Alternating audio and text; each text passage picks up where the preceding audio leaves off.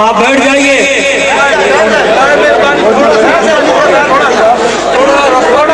حضرات محترم، میں آپ تمام اہلیان علاقہ کی جانب سے شہزادہ حضرت کی زیارت کے لیے آیا ہوں. پتہ چلا آپ کراچی میں تشریف فرما ہیں. آپ لوگ ہفتے بھر سے مختلف مقامات پر حضرت کی زیارت بھی کر رہے ہیں، ملفوظات عالیہ بھی سن رہے ہیں، اور آج کئی لوگ جو حضور قبلہ عالم کا بیان سننے کے لیے، زیارت کرنے کے لیے آپ کے قدموں میں حاضر ہوئے.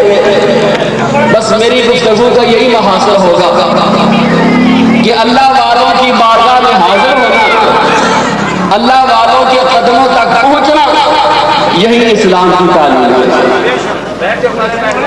بیٹھ جائیے، تشریف رکھیے، آرام سے بیٹھے.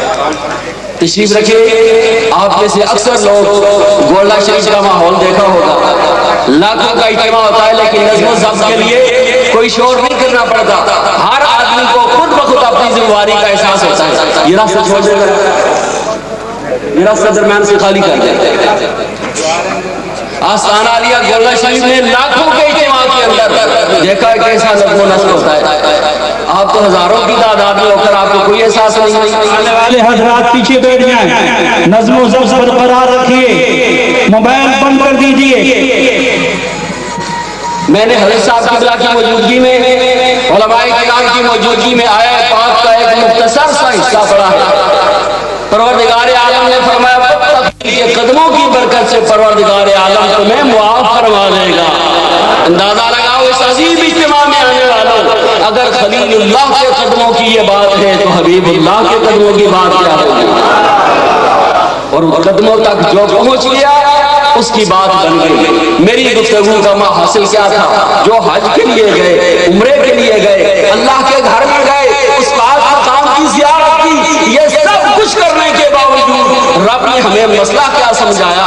فرمایا کہ بازی وہ لے گئے جو بزرگوں کے قدموں میں آ گئے، کامیاب وہ ہو گئے جو اپنے اکابر کے قدموں میں آ گئے، کامیاب وہ ہو گئے جو اپنے بزرگوں کے قدموں میں آ گئے. الحمدللہ یہ نسبت والوں کی محفل ہے، درد والوں کی محفل ہے، شاہ بغداد کو ماننے والوں کی محفل ہے. آج انشاءاللہ العزیز ہم حضور شاہ بغداد کے شہزادے کے حوالے سے بغداد کے جلوے بھی پائیں گے، مدینے والے کے جلوے بھی پائیں گے.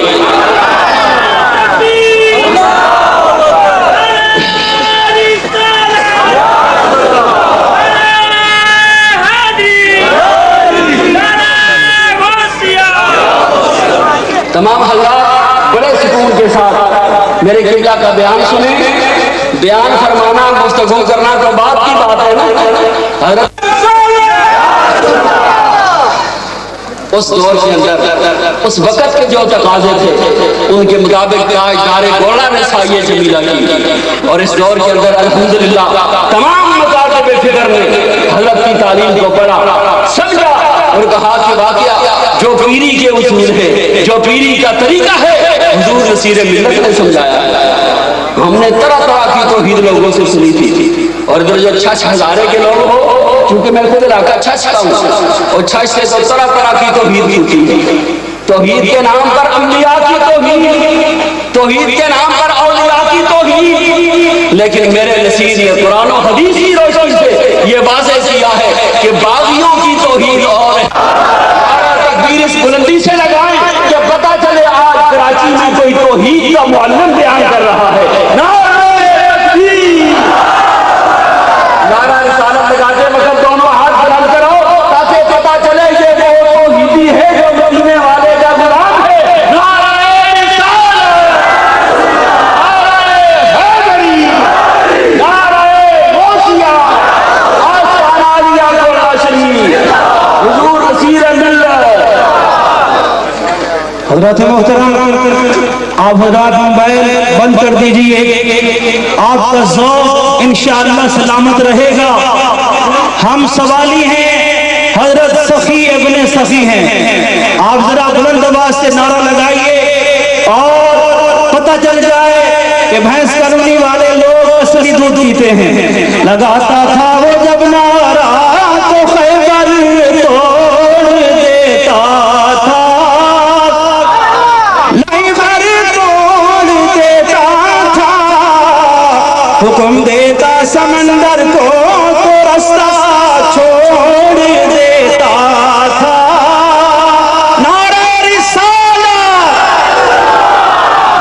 رسول اللہ کے نعرے سے ہم کو پیار ہے، جسے پیار ہے وہ ہاتھ کھڑا کرے، یا رسول اللہ کے نعرے سے ہم کو پیار ہے، جس نے یہ نعرہ لگایا اس کا بھی بیڑا پار ہے، نعرہ رسالت۔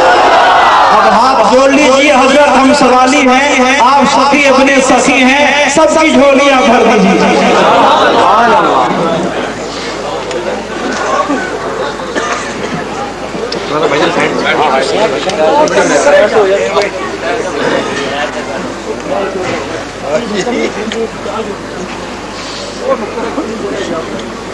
بابا فوٹوگرافر صاحب بھائی ادھر بیٹھ جاؤ بیٹھ جاؤ بیٹھ جاؤ بھائی بھائی کام چھوڑ دیں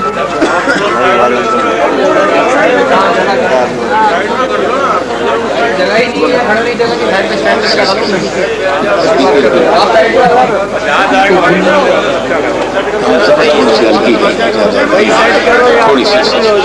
یار صبر کرو یار، کیا میں تو کھڑا ہوں اور بیٹھ جائے، میں کام کر رہا ہوں، پیسے لے رہا ہوں، پھر ہی اللہ بات سے کام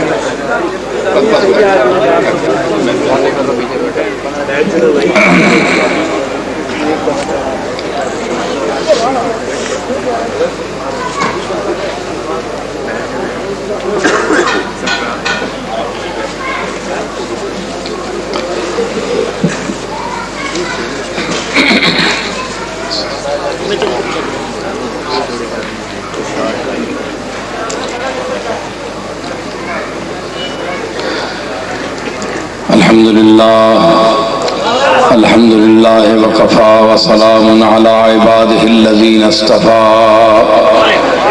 خصوصا على سيد ولد آدم وخاتم الأنبياء وعلى آله المجتبى وعلى كمل أتباعه من الصديقين والصالحين والشهداء أما بعد فأعوذ بالله من الشيطان الرجيم بسم الله الرحمن الرحيم يا أيها الناس إنا خلقناكم من ذكر وأنثى وجعلناكم شعوبا وقبائل لتعارفوا إن أكرمكم عند الله أتقاكم صدق الله مولانا العظيم إن الله وملائكته يصلون على النبي يا أيها الذين آمنوا صلوا عليه وسلموا تسليما اللهم صل على سيدنا ومولانا محمد وبارك وسلم وصل عليه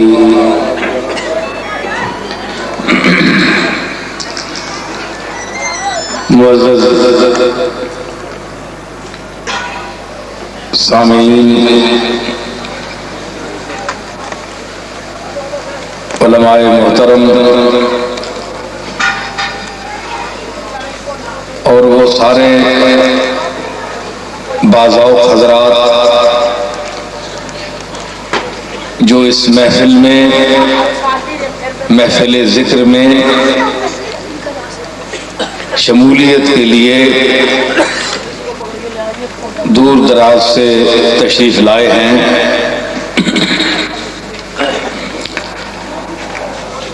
میں کراچی کی بھینس کالونی میں پہلی مرتبہ آیا ہوں۔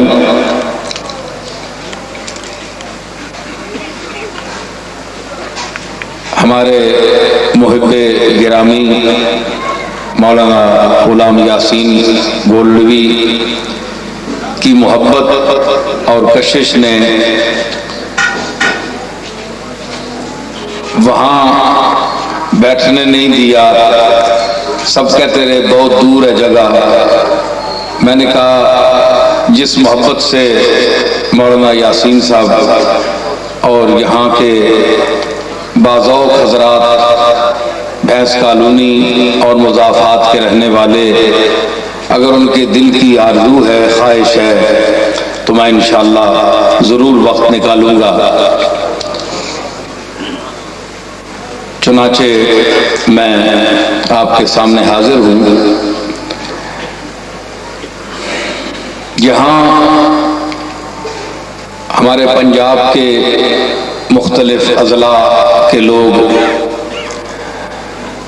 رہتے ہیں۔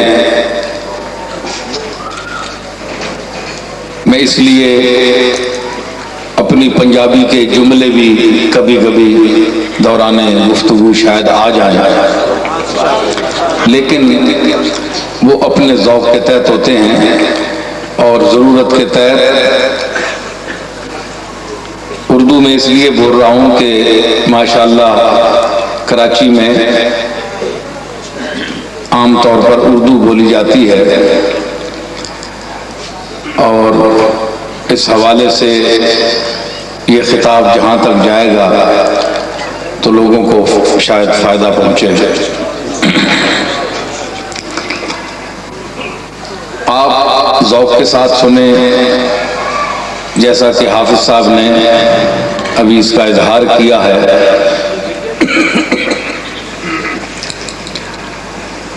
ذہن مرکوز رکھیں،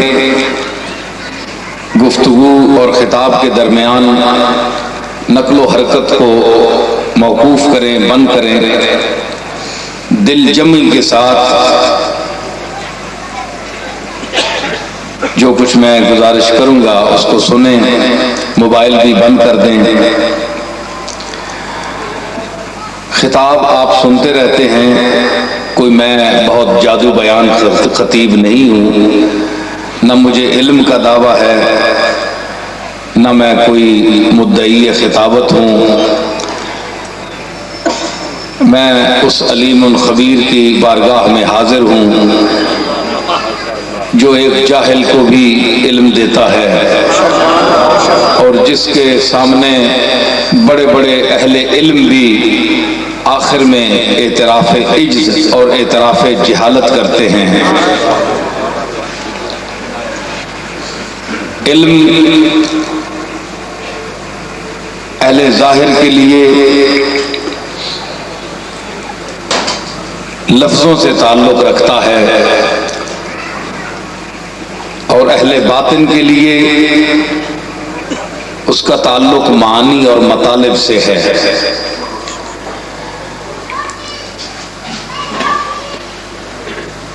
لفظ منہ سے نکالا جاتا ہے، ادا کیا جاتا ہے، اور ہر لفظ کا جو معنی ہوتا ہے وہ اس میں پوشیدہ ہوتا ہے۔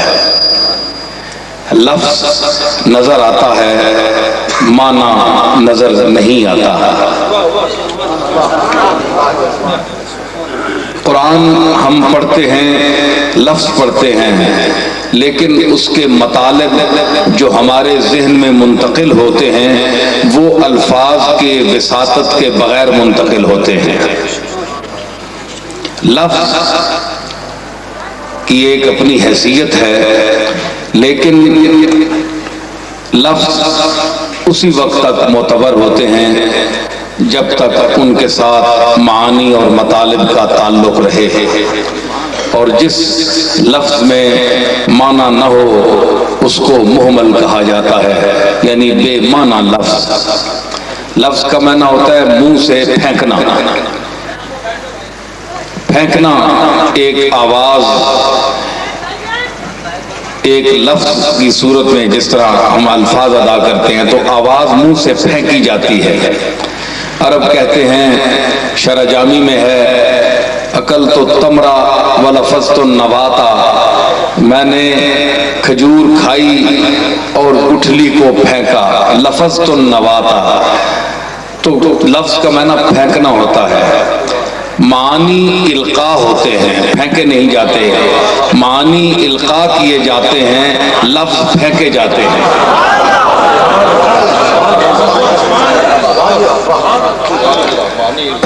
میں نے جو آیت پڑھی ہے اس کا نمبر بھی اپنی جگہ پر آئے گا، لیکن اب جو میں نے بات چلا چکا ہوں اس کو کسی نتیجے تک پہنچاؤں گا۔ تو لفظ جو ہیں یہ بڑی حد تک مطالب کو ادا کرتے ہیں، لیکن جب لفظ عاجز ہو جائیں تو معانی الفاظ کے وساطت کے بغیر القاء کیے جاتے ہیں، اور یہ بہت بڑی منزل ہے جس منزل پر انسان بہت کم پہنچتے ہیں۔ یہ شان صرف مالک کی ہے جو دلوں میں بات کو ڈال دیتا ہے۔ اس کی دلیل میں وہ آیت کریمہ اس کے ایک جز پڑھتا ہوں کہ فَأَوْحَىٰ إِلَىٰ عَبْدِهِ مَا أَوْحَىٰ، کہ جب رسالت مآب معراج کے سفر پر تشریف لے گئے تو وہاں فرمایا وحی کا لفظ استعمال فرمایا، لفظ نہیں، لفظ کا کوئی جملہ یا لفظ استعمال نہیں کیا گیا، وحی کا لفظ استعمال ہوا۔ تو اس سے پتہ چلتا ہے کہ لفظ کے لیے منہ چاہیے، منہ کے لیے جسم چاہیے، جسم حادث ہے، یہ ختم ہونے والی چیز ہے۔ تو اللہ تعالیٰ جسم سے بھی پاک ہے، زبان سے بھی پاک ہے، لفظ سے بھی پاک ہے، اس لیے فرمایا فَأَوْحَىٰ إِلَىٰ عَبْدِهِ مَا أَوْحَىٰ، اپنے بندے، اس بندہ ممتاز، بندہ خاص، کیونکہ ہی کی جو ضمیر ہے یہ بھی اس کے امتیاز کو ظاہر کر رہی ہے کہ صرف بندہ نہیں ہے بلکہ اس کا بندہ ہے۔ تو اس کی طرف وحی کی، وحی کیسی کی؟ وحی لفظوں سے پاک تھی، لفظ الفاظ نہیں تھے۔ اب یہ دیکھیں کہ ہر چیز کے قبول کرنے کے لیے ایک صلاحیت ہوتی ہے۔ لفظ کے قبول کرنے کے لیے دماغ چاہیے، آواز چاہیے، آواز کاندھا بنتے ہیں، آواز کے کندھے پر سوار ہو کر لفظ کان کی منزل میں داخل ہوتا ہے۔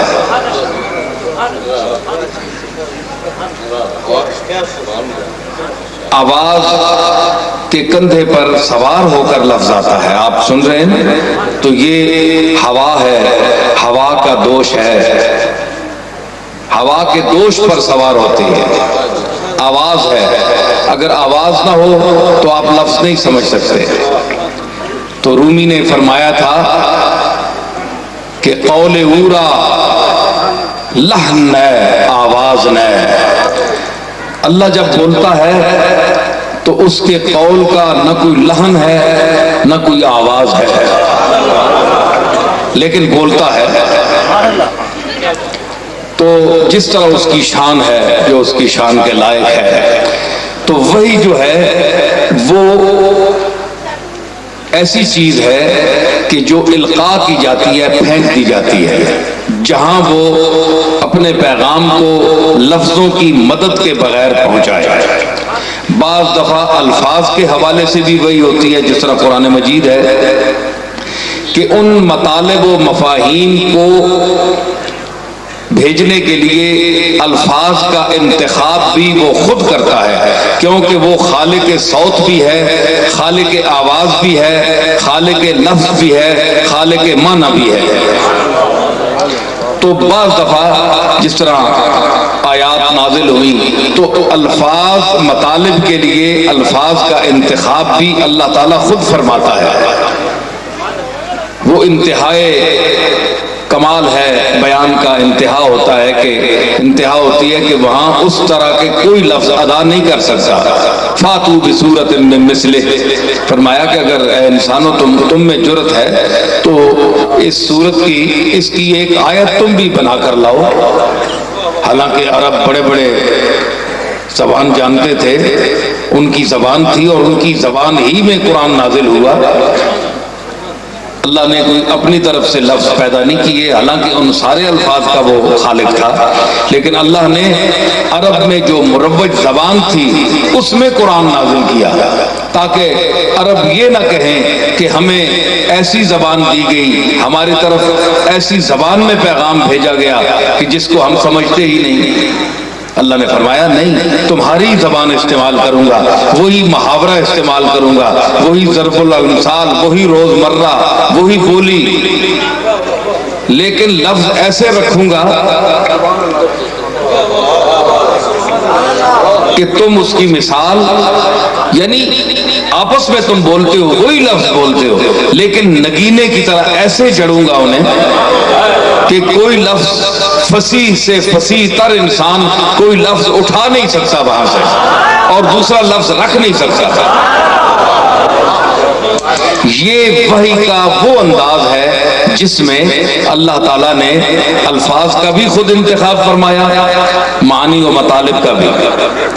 دوسری وحی کی وہ صورت ہے جو لفظوں سے مبرہ ہے، منزہ ہے، وہ حدیث کی صورت ہے کہ جس معاملہ کے فیصلے کے لیے اگر کوئی محکم آیات محکمات سے کوئی بات سامنے نہ لائی گئی ہو تو اس کی مزید وضاحت سرکار دو عالم جب فرمائیں گے تو اللہ تعالیٰ آپ کے قلب اطہر پر وہ معانی و مطالب بغیر لفظوں کی مدد کے القاء فرما دیتا ہے۔ حضور کے ذہن مبارک میں چونکہ آپ افصح العرب والعجم ہیں تو اس کے لیے جو آپ مرتبہ نبوت پر فائز ہونے کی حوالے سے اس ان مطالب و معانی کے لیے جو الفاظ منتخب فرماتے ہیں، یہ پھر انسانوں میں ایک شاہکار کی حیثیت رکھتے ہیں وہ جملے۔ فرمایا اوتی تو بجوام الکلم، میں بڑے مختصر جامع معنی، جامع کی تعریف یہ ہے علم المعانی میں آتی ہے کہ جامع وہ جملہ ہے، جامع کا لفظ بڑا جامع ہے۔ جامع کا معنی یہ ہے کہ جو جتنی خوبیاں اس فکرے میں ہونی چاہیے وہ اس میں موجود ہوں، جتنی خوبیاں ہونی چاہیے وہ اس فکرے میں موجود ہوں، اور معنی وہ ہے کہ جو خوبیاں نہیں ہیں، جو خوبیاں نہیں ہیں ان کو وہ فکرہ روک دیتا ہے، اس کے اندر وہ جو خوبی نہیں ہے وہ اس کے اندر داخل نہیں ہو سکتی۔ معنی بھی ہے اور جامع بھی ہے، یعنی خوبیوں کو سمیٹے ہوئے ہے، اور جو خوبیاں نہیں ہیں مثلا فساد سے گھرا ہوا جملہ ہے، کوئی بازاری لفظ ہے، کوئی ایسا جملہ ہے، کوئی ایسا مفہوم ہے جس میں قباحت ہے، حشو ہے، زوائد ہیں۔ ایک لفظ ایسا ہوتا ہے کہ جہاں آپ ایک جملہ استعمال کر رہے ہیں تو وہاں حشو و زوائد بھی ہوتے ہیں۔ حشو کا معنی یہ ہوتا ہے کہ اگر آپ وہ لفظ وہاں نہ رکھیں تو اس کی کوئی ضرورت نہیں تھی، آپ نے ویسے ہی ٹھونس دیا، چل تو رہا ہے کام، لیکن زوائد میں سے ہے، حشو میں یہ قباحت ہے، قبح ہے، یہ فساد اور بلاغت کے خلاف ہے۔ تو حشو و زوائد سے قرآن مجید پاک ہے۔ رسالت میں آپ کے وہ اقوال ذری جو آپ کی زبان حق ترجمان سے نکلے ہیں اور ان کی ثقافت اسماء الرجال کے حوالے سے علماء کے ہاں مستند ہے، اس میں بھی کوئی جھول نہیں ہے اور کوئی نقص نہیں ہے، کوئی کمی نہیں ہے، بلکہ خوبیوں سے ہر جملہ ہر لفظ مالا مال ہے۔ تو یہ سرکار کا وہ انداز بیان ہے۔ دیکھیں یہی جو آیت میں نے پڑھی کہ یا ایھا الناس انا خلقناکم من ذکر و انثی، اے لوگو، اللہ تعالیٰ تو اکثر جگہ مومنین کو خطاب فرماتا ہے، مسلمانوں کو جو ایمان رکھتے ہیں اللہ اور اس کے رسول پر، اس کی کتابوں پر، ملائکہ پر، لیکن یہاں اللہ نے فرمایا یا ایھا الناس، ناس کے عموم میں ہر رنگ، ہر نسل، ہر علاقے کا آدمی شامل ہے، جس کی جو کوئی زبان ہو، یہ عمومی خطاب ہے، محدود نہیں۔ پھر یا ایھا الذین آمنوا، آمنو سے قید ہو گئی ایمان والوں میں، دوسرے مخاطب نہیں ہیں، ایمان والے سنیں۔ لیکن جہاں عمومی خطاب ہے کہ اس کیوں عمومی خطاب ہے؟ اس لیے کہ الحمدللہ رب العالمین، وہ سارے جہانوں کا رب ہے، پالنے والا ہے، صرف مسلمانوں کا پالنے والا نہیں ہے۔ جو اس کو نہیں مانتے ان کو بھی وہی پالنے والا ہے، ان کو بھی رزق وہی دیتا ہے۔ تو ربوبیت کبریٰ اس کی شان ہے، تو اس لیے وہاں چونکہ رب العالمین ہے، اس لیے فرمایا یا ایھا الناس۔ یہ کسی فرقے یا مذہب میں بند ہو کر نہیں، اے لوگو، اے نسل انسانی، انا خلقناکم من ذکر و انثی، ہم نے تمہیں پیدا کیا ایک مذکر اور مؤنث سے، نر اور مادہ سے، وجعلناکم شعوبا وقبائل، تمہیں قبیلوں میں، برادریوں میں، خاندانوں کے الفاظ میں تقسیم کر دیا۔ یہ الفاظ کا میں نے جو لفظ یہاں ایک اضافہ کیا ہے، اس کا منشا ہے، کیونکہ شعوب اور قبائل میں تقسیم کرنا یہ اعتباری ہوتا ہے، اعتبارات ہیں کہ یہ صاحب فلاں ہیں، یہ فلاں خاندان کے ہیں، یہ سید صاحب ہیں، یہ شاہ صاحب ہیں، یہ قریشی ہیں، یہ ہاشمی ہیں، یہ کھوکھر ہیں، یہ فلاں خاندان کے ہیں۔ یہ اعتبار لفظی اعتبار ہے۔ گجر ہیں، یہاں بھی گجر برادری ہے بہت، تو یہ سب اعتباری لفظ ہے، حقیقت نہیں ہے، اطلاق ہے لفظوں کا۔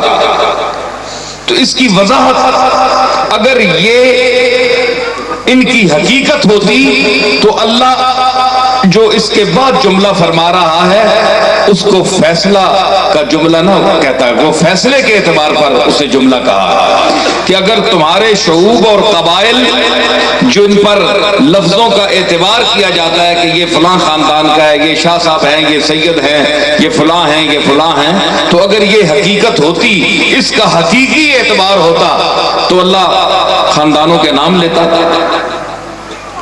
چنانچہ آپ کو ایک لإیلاف قریش ایلافہم کے علاوہ شاید آپ کو کوئی خاندان کا ذکر نہ ملے۔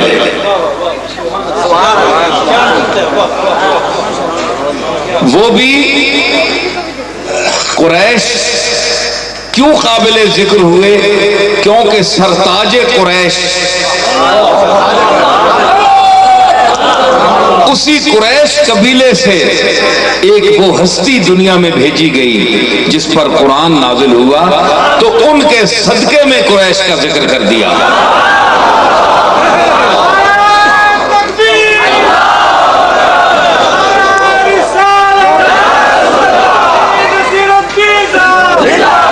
تو یہ سارے اعتباری لفظ ہیں۔ تو اگر یہ اس کی حقیقت اس طرح ہوتی جس طرح ہم سمجھتے ہیں تو اللہ یہ نہ فرماتا ان اکرمکم عند اللہ اتقاکم۔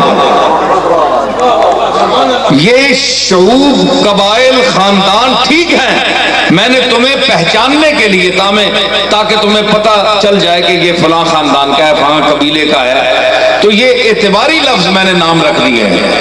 اور اصل کیا ہے؟ ان اکرمکم، تم ان اعتبارات پہ نہ کھونا کہ فلاں سید صاحب ہیں، فلاں شاہ صاحب ہیں، فلاں قریشی ہیں، فلاں ہاشمی ہیں، یہ تو بخشے بخشائے ہوئے ہیں، ان کا بڑا مقام ہے، ٹھیک ہے، نسبتیں اپنی ہیں، لیکن میں جو فیصلہ کروں گا کل، ان اکرمکم عند اللہ اتقاکم، قیامت کے دن جو میرا فیصلہ ہوگا اس کا معیار تقویٰ ہے۔ چاہے وہ کسی قبیلے سے ہے، دنیا کے گھٹیا سے گھٹیا قبیلہ جس کو کہا جاتا ہے، چاہے اس سے اس کا تعلق ہو، چاہے اعلیٰ سے اعلیٰ قبیلے کا ہو، تو تم قیامت کے دن نسب لے کر نہ آنا، خاندان لے کر نہ آنا، تقوی لے کر آنا۔ تم متقی کتنے ہو، تم ڈرتے کتنے ہو مجھ سے، میں یہ دیکھوں گا۔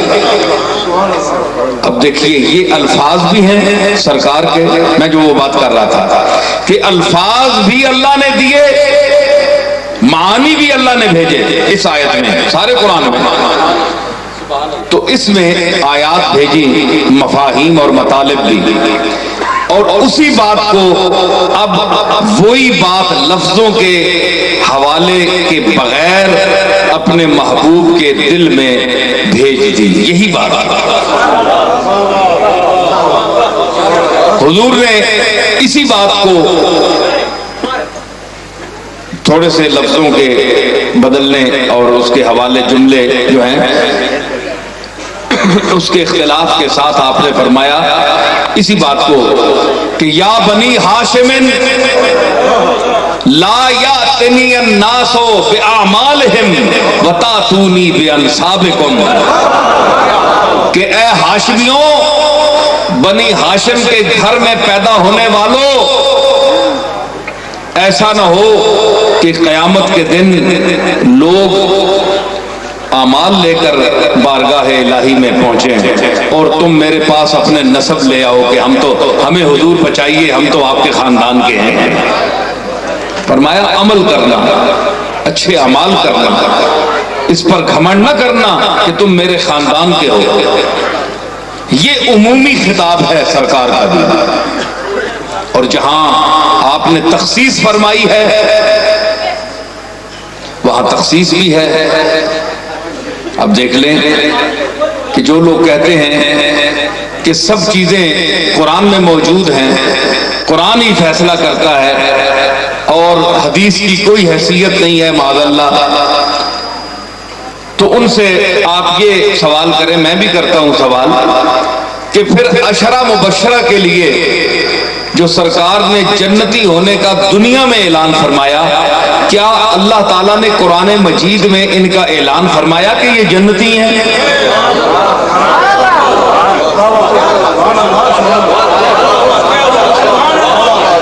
دیکھیں نا، آپ صاحب علم بیٹھے ہیں ماشاءاللہ، مجمع بھی بڑا باشعور ہے، آپ ذرا اتنے آواز نکالیں کہ میں سمجھوں کہ آپ سن رہے ہیں، آپ میں ذوق پیدا ہو رہا ہے، اتنی ہاں ہو کریں، سمجھ آئی نا؟ تو دیکھیں حضور نے فرمایا کہ ابو بکر فی الجنہ، عمر فی الجنہ، عثمان فی الجنہ، علی فی الجنہ، 10 آدمیوں کے متعلق سرکار نے فرمایا۔ بھائی اگر اللہ کے علاوہ رسول کی معاذ اللہ بعض لوگوں کو کہنے کے مطابق وہ بات نہیں ہے، تو اللہ نے تو ان کی جنتی ہونے کا کہیں ذکر نہیں کیا، تو سرکار نے کیوں فرمایا؟ کیا ان سے پوچھے جا کر کہ کیا اس حدیث پر ایمان ہے یا نہیں؟ کیا یہ 10 آدمی جنتی ہیں یا نہیں؟ بلکہ میں تو کہوں گا کہ وہ لوگ بھی وہ طبقہ بھی اس حدیث پر غور فرمائے کہ جو اہل بیت سے بہت محبت کا دعویٰ رکھتا ہے۔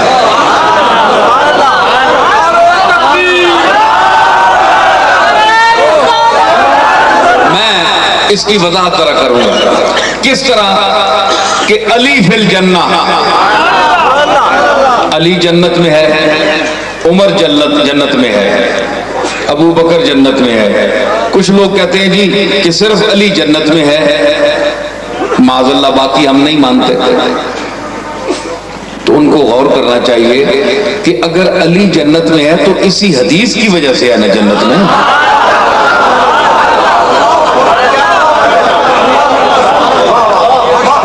سرکار نے نشاندہی فرمائی ہے نا، حضرت علی نے تو کبھی نہیں کہا کہ میں جنتی ہوں، نہ وہ کہہ سکتے ہیں، کیونکہ غیب کی خبر رکھنے والا صرف کملی والا ہے۔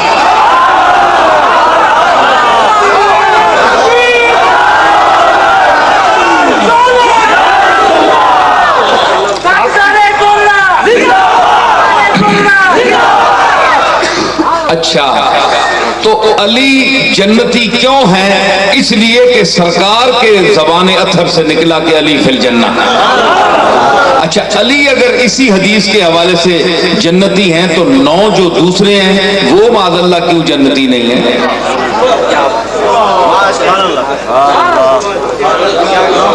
تو آپ کو ماننا پڑے گا کہ یہ، اگر آپ حدیث کو مانتے، آپ کہتے ہیں ہر نام عام اس حدیث کو مانتے ہی نہیں، چلیں یوں سے، تو پھر آپ بتائیں کہ آپ کے نزدیک پھر علی کی حالت مخدوش ہو گئی، اہل بیت کی حالت مخدوش ہو گئی؟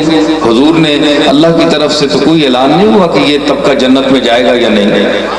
تو آپ جو امیدیں رکھ کر بیٹھے ہیں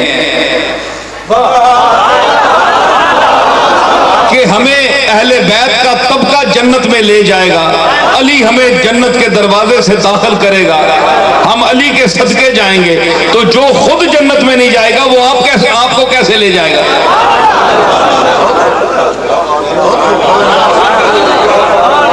تو ماننا پڑے گا کہ علی بھی جنت میں ہے، عمر بھی جنت میں ہے، عثمان بھی جنت میں ہے، ابو بکر بھی جنت میں ہے۔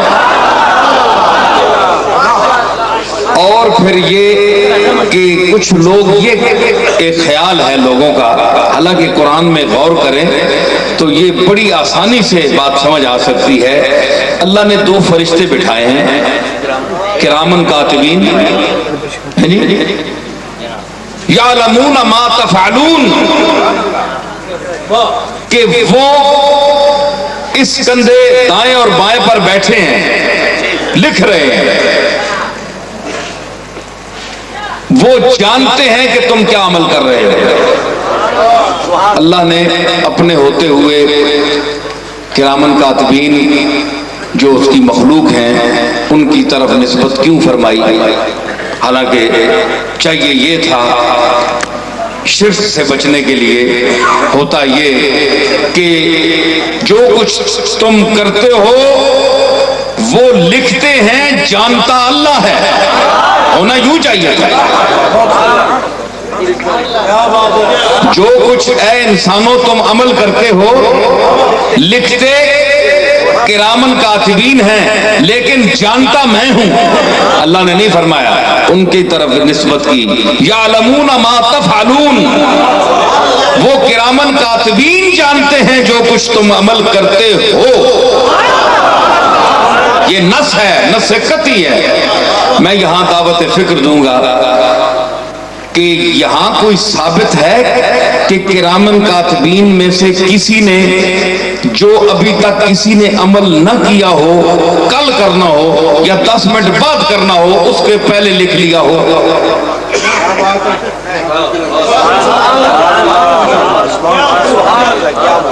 بڑے ذہین لوگ بیٹھے ہیں، میرا خطاب ذہین لوگوں کو دعوت فکر دیتا ہے اور لطف بھی دے گا۔ تو یہاں آرام سے بیٹھے ہیں، تو یہاں یہ نہیں فرمایا، صرف فرمایا یعلمون ما تفعلون، جو تم عمل کرتے ہو، یعنی عمل کرنے کے بعد ان کو پتہ چلتا ہے۔ یہ تو ہو ہی نہیں سکتا نا کہ ایک آدمی کو آپ پکڑ کر لے جائیں کہ کل بھائی آئیے ان کو پکڑ کر تھانے میں بند کر دیں، کیوں بھائی ہو سکتا ہے کل یہ گناہ کر دیں، کوئی جرم کر دیں، تو لہذا ان کو پہلے بند کر دیا ہے۔ یہ تو بڑی حماقت ہوگی، لوگ ہنسیں گے اس بات پر، اس آدمی پر کہ اس نے ابھی تک اس نے کوئی جرم کیا ہی نہیں، تو جرم کے علم ہونے کے بعد سزا ہوتی ہے۔ تو اللہ نے فرمایا کہ یعلمون ما تفعلون، تم عمل کر چکتے ہو تو ان کو علم ہوتا ہے، اس وقت یہ لکھتے ہیں۔ یہ نص ہے، نص قطعی ہے، تم علم کر چکتے ہو، اس کے بعد ان کے علم میں آتا ہے کرامن کاتبین میں، تو وہ لکھتے ہیں۔ ورنہ یہ عمل کیا ہی نہیں جناب. پہلے کرامن کاتبین، یعنی کرامن کاتبین کو علم غیب نہیں ہے. کرامن کاتبین کے پاس علم غیب نہیں. انسان کا پہلے عمل کرنا ضروری ہے، اس کے بعد ان کو علم ہوتا ہے. دیکھیں نا علم کی نسبت کہ یعلمون ما تفعلون، جو تم عمل کرتے ہو وہ جانتے ہیں. عمل کرنا پہلے ضروری ہے. لیکن اپنے اور میرے آقا کو دیکھو،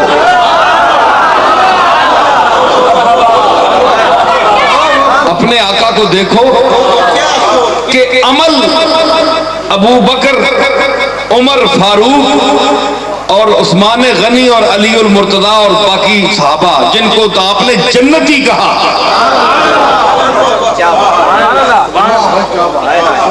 فرشتوں کا علم محدود ہو گیا، عمل کرنے کے بعد پتہ چلے گا. لیکن کملی والا پہلے دنیا سے تشریف لے گیا، یہ عشرہ مبشرہ بعد میں فوت ہوئے.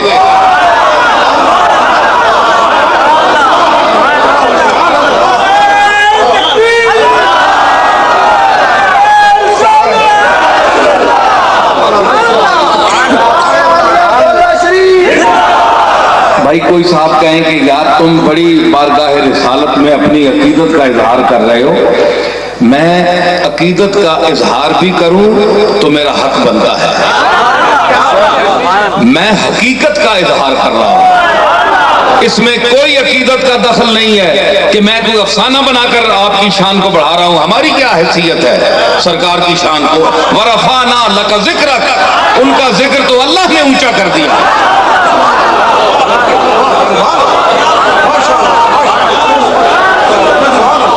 سمجھ آئی؟ تو میں حقیقت پیش کر رہا ہوں جو آپ کے سامنے ہے. انشاءاللہ جو صحیح الدماغ ہوگا، صحیح الخیال ہونا ضروری نہیں ہے، صحیح الدماغ ہوگا،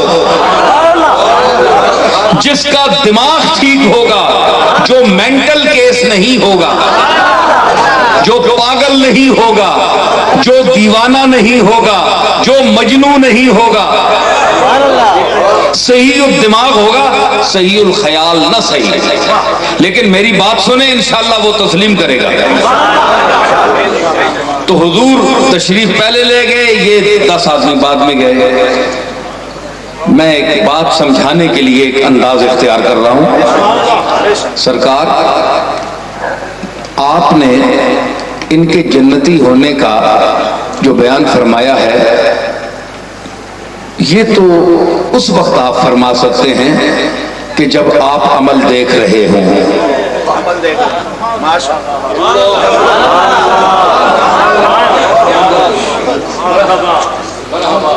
عمل دیکھنے والا تو اللہ ہے، یا جن کرامن کاتبین کو مقرر فرمایا ہے، اور وہ بھی انسان کے عمل کرنے کے بعد ان کو علم ہوتا ہے. تو ابو بکر اور ان 10 آدمیوں نے تو ابھی ان کی زندگی تو مکمل ہوئی نہیں.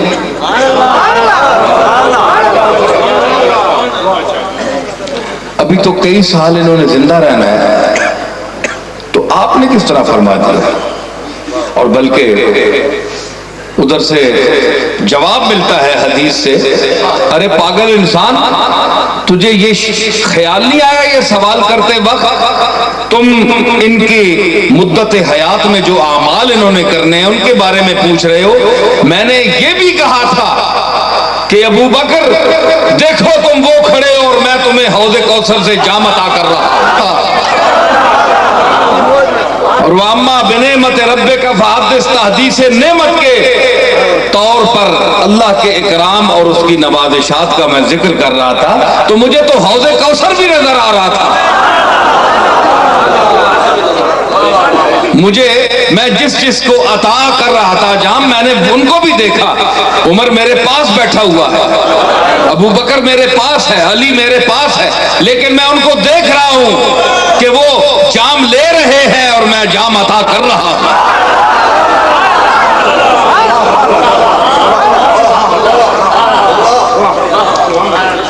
دیکھیں میں ایک پیش کروں، یہ بڑا میڈیا کا دور ہے.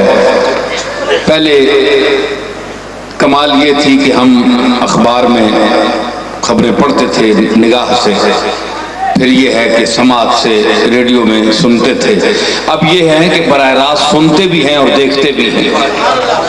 ٹی وی ایجاد ہوا، کیمرہ یہ محفوظ ہو رہا ہے، ہماری آواز بھی لمحات محفوظ ہو رہے ہیں، پوری نقل و حرکت کے ساتھ محفوظ ہو رہے ہیں۔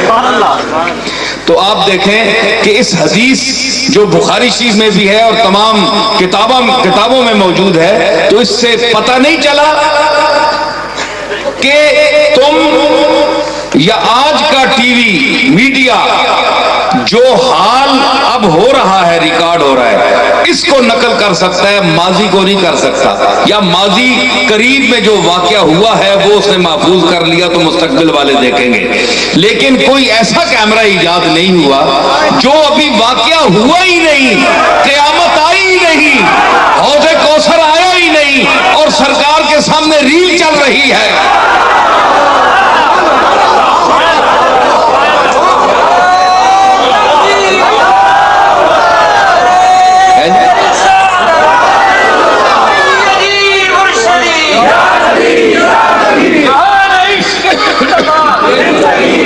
تو میں عرض کر رہا ہوں اپنے سامعین کو، میں بڑے ایک علمی موڑ پر لے آیا ہوں اور آپ لطف اندوز ہوں گے انشاءاللہ کہ مستقبل ابھی وہ چیز آئی نہیں، لیکن یہاں دیکھ رہے ہیں، سرکار دیکھ رہے ہیں اور فرما رہے ہیں، دیکھ کر فرما رہے ہیں۔ جو کل آپ نے عمل کرنا ہے اس کو آج دیکھ کر فرما رہے ہیں۔ ثابت ہوا کہ یہ کیمرہ کوئی اور ہے، یہ سکرین کوئی اور ہے، اس کے اندر جو طاقت ہے وہ پاور کچھ اور ہے، یہ پاور نہیں ہے، وہ پاور کچھ اور ہے۔ سمجھ آئی؟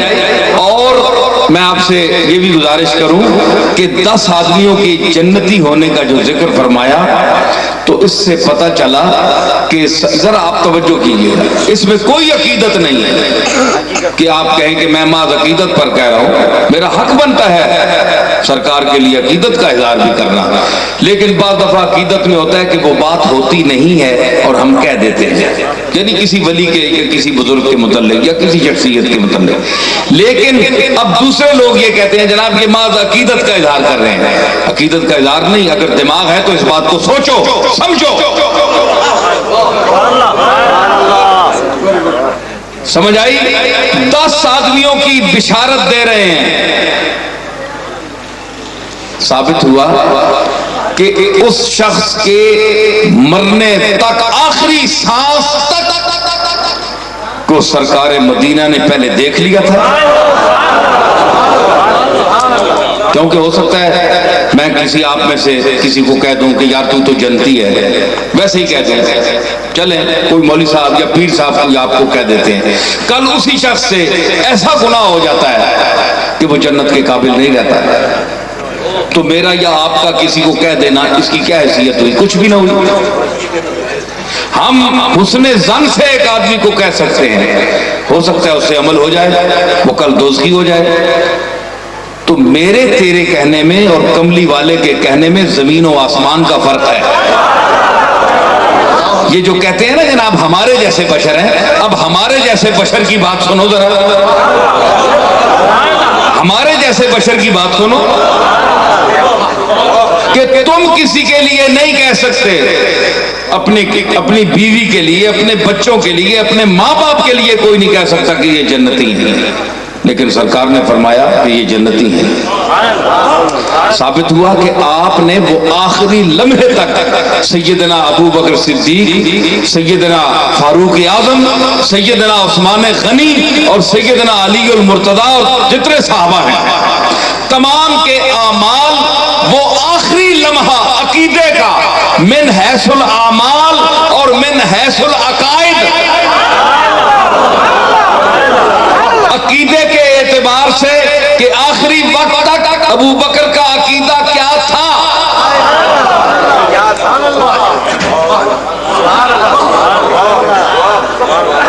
کیا عقیدہ رہا، کیونکہ لمحہ جب سکرات الموت کا عالم طاری ہو جاتا ہے تو پھر توبہ کا دروازہ بھی بند ہو جاتا ہے اس انسان پر، اس سے پہلے ہی ہے جو کچھ ہے۔ تو یعنی سکرات الموت کا عالم طاری ہونے تک جو آخری گیٹ ہے دروازہ، اس وقت تک سرکار سب کے اعمال دیکھ رہے تھے۔ بولو اگر کسی کو اعتراض ہے تو وہ یہاں اٹھے، سوال کرے، اور یہ فقیر جواب دے گا، یہی دے گا۔ سمجھ آئی؟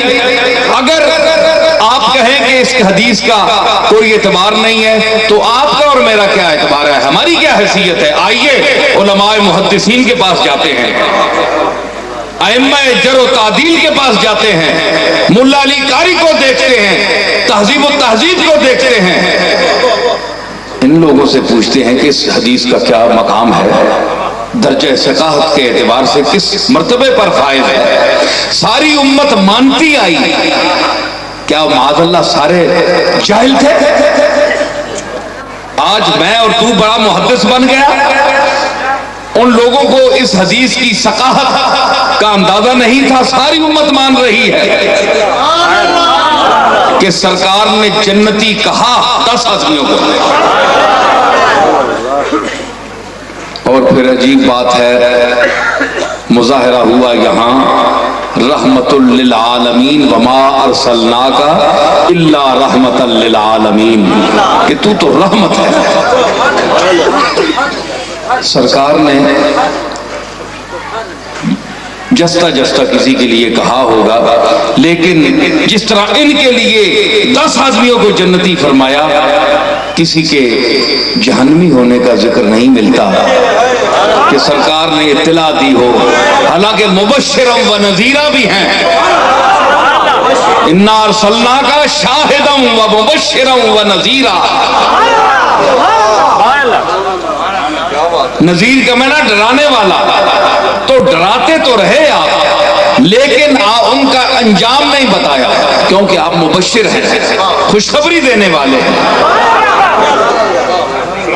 تو اللہ کی شان دیکھیے کہ جنتیوں کا سارا جو ان کے جو حوالہ تھا کہ فلاں فلاں یہ طبقہ جنتی ہے، اس کے لیے اپنے محبوب کو منتخب فرمایا کہ یہ بشارت آپ دیں۔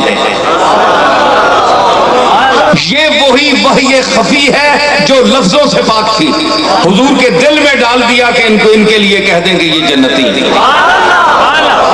کیونکہ جس طرح ہم قرآن پر ایمان رکھتے ہیں، کملی والے کے ہر اس ارشاد پر ایمان رکھتے ہیں جو درجہ سند میں آپ تک پہنچتا ہو، ہیں جی، اس کے اعتبار سے آپ تک پہنچ جائے، بات پہنچ جائے، پھر ایمان اسی طرح ہے جس طرح قرآن پر ہے۔ ٹھیک ہے؟ تو ان کے متعلق فرمایا، لیکن جب ذکر آیا جہنمیوں کا، فرمایا تیری برادری بھی ہے، رشتہ بھی ہے، یہ وہی ہے نا جس نے تم نے دعوت دی تھی، پہاڑی پر بلایا تھا اور اپنی تبلیغ کے لیے کہا تھا کہ میں رسول ہوں اور ان بتوں کو چھوڑو، تو اس نے کہا تھا تب لک یا محمد، ہاتھ ٹوٹے ہیں محمد تیرے، تو چچا سمجھ کر، بڑا سمجھ کر چپ ہو گیا تھا، تیری شان یہی تھی۔ اس وقت بھی تو نے صبر کیا، اس وقت میں بولا میرے محبوب تو چپ رہ، میں کہوں گا تبت یدا ابی لہب و تب۔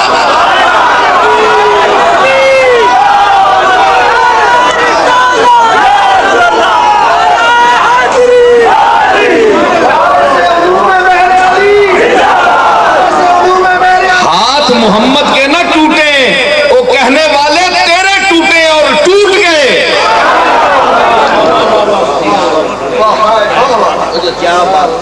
سیصلی نارا ذات لہب وامرأتہ حمالۃ الحطب فی جیدہا حبل من مسد۔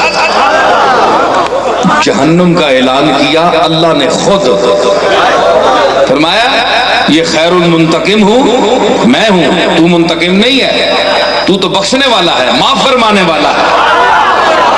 وبالمؤمنین رؤوف الرحیم،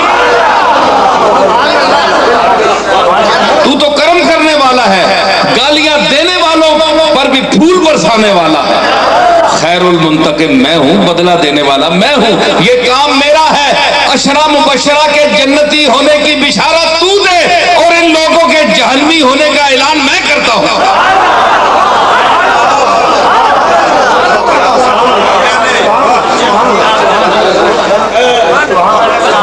देखें, आम तौर पर बात है कि जो बहुत अच्छी बात हो वो अपने किसी महबूब दोस्त से उसका ऐलान कराया जाता है, अच्छी बात जो हो, ये दुनिया का एक दस्तूर है।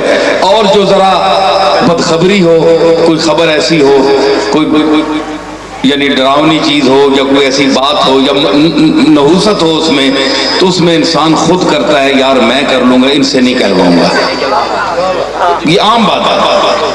तो यही तरीका, ये सुन्नत अल्लाह है, अल्लाह की सुन्नत है, ये ऐलान मैं करूंगा, तू रहमतुल लिल आलमीन है, तू रहमत का ऐलान फरमा। तो क्या ये हम जैसे बशरों के साथ ये सलूक होता है?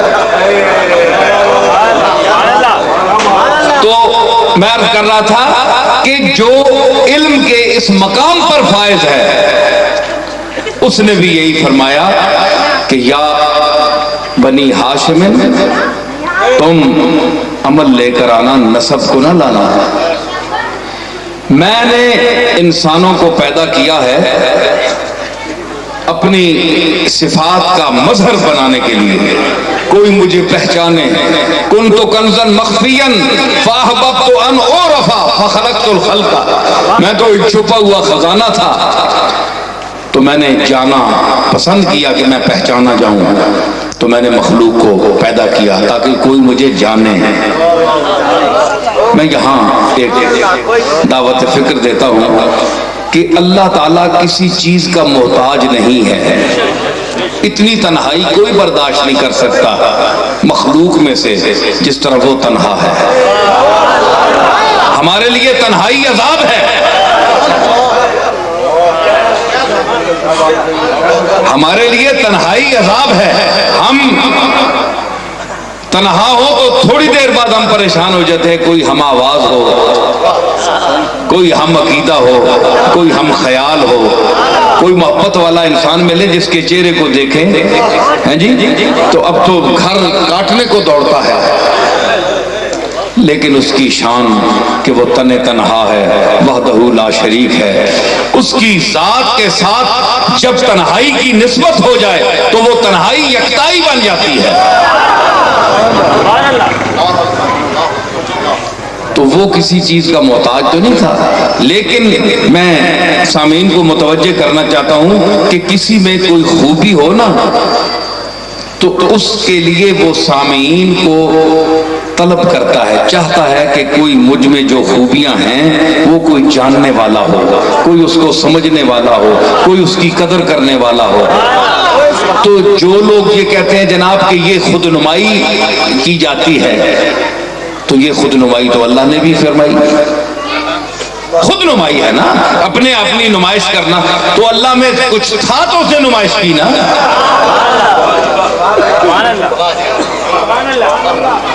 वो कंज़े मख्फी था तो उसकी नुमाइश की ना। अब जिसके पास कंज़े मख्फी हो ही नहीं वो नुमाइश क्या करेगा? तो ये अल्लाह की सुन्नत है कि जो सिफात उसने बंदों को अता की हैं वो किब्र और रिया की नीयत से उसका इजहार न करे। ये गलत है कि अपने आप को दूसरों से बरतर समझकर या रिया के लिए, ये गलत है, गुनाह है, अल्लाह पकड़ लेता है। लेकिन अगर हैं तो उसके रास्ते में मखलूक को समझाने के लिए, उसकी मखलूक की खिदमत करने के लिए अगर वो जरिया इस्तेमाल किया जाए तो उसको खुदनुमाई नहीं कहा जाता। वरना अगर कोई खुदनुमाई ऐब होती इस मसले में तो अल्लाह ताला में तो कोई कबाहत नहीं है, कोई नुक्स नहीं है, वो तो नकायस से पाक है। तो ये खुदनुमाई उसमें क्यों है?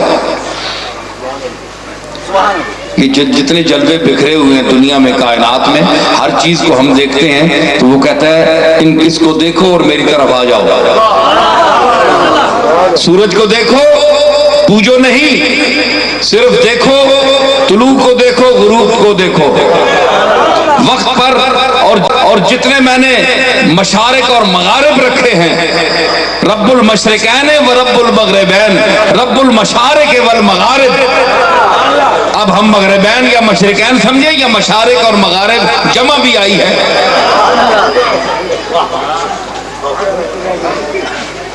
یہ الگ تفصیل طلب مسئلہ ہے، یہ اس کو میں چھوڑتا ہوں، پھر پھیل جاتا ہے مضمون۔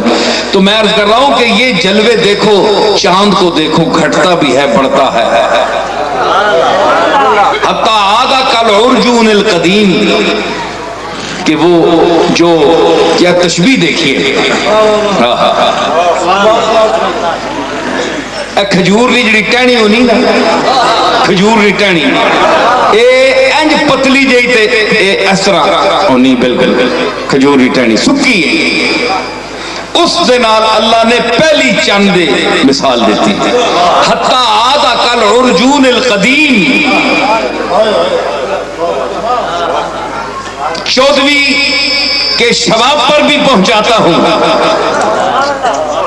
ہلال کو آفتاب مہتاب بھی بناتا ہوں، اور مہتاب کو بدر کو گھٹاتے گھٹاتے اس شاخ کی طرح پتلا کر دیتا ہوں، یہ میری قدرت ہے، یہ حقائق دیکھو، پہلی ہلال پہلی کا چاند اور بدر 14ویں کا چاند۔ یہاں مجھے حافظ کا شعر یاد آ گیا، حافظ کا شعر ہے، فارسی کا ہے، میں اپنے ذوق سے پڑھتا ہوں شعر، ضروری نہیں کہ لوگ سمجھیں، مطلب سمجھاؤں گا، لیکن میں اپنے ذوق سے اب آ گیا ہوں تو سناؤں گا۔ حافظ شیرازی رحمت اللہ علیہ فرماتے ہیں کہ وہ پہلی کا چاند اور بدر جو ہے، وہ کہتے ہیں اپنے دوست کو، محبوب کو مخاطب کر کے کہتے ہیں کہ حریف بزم تو بودم چو ماہ نو بودی، حریف بزم تو بودم چو ماہ نو بودی، اے میرے دوست، میں تیری مجلس میں اس زمانے کا بیٹھنے والا ہوں جب تو پہلی کے چاند کی طرح چھوٹا سا تھا،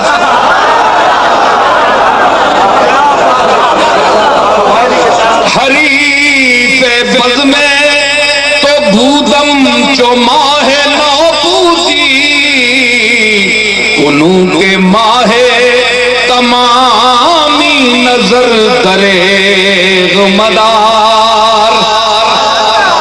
اب تجھے اللہ نے اگر 14ویں کا چاند بنا ہی دیا ہے تو ہم سے نظریں تو نہ چرا، ہم وہی ہیں، کنوں کے ماہ تمامی نظر دریغ مدار،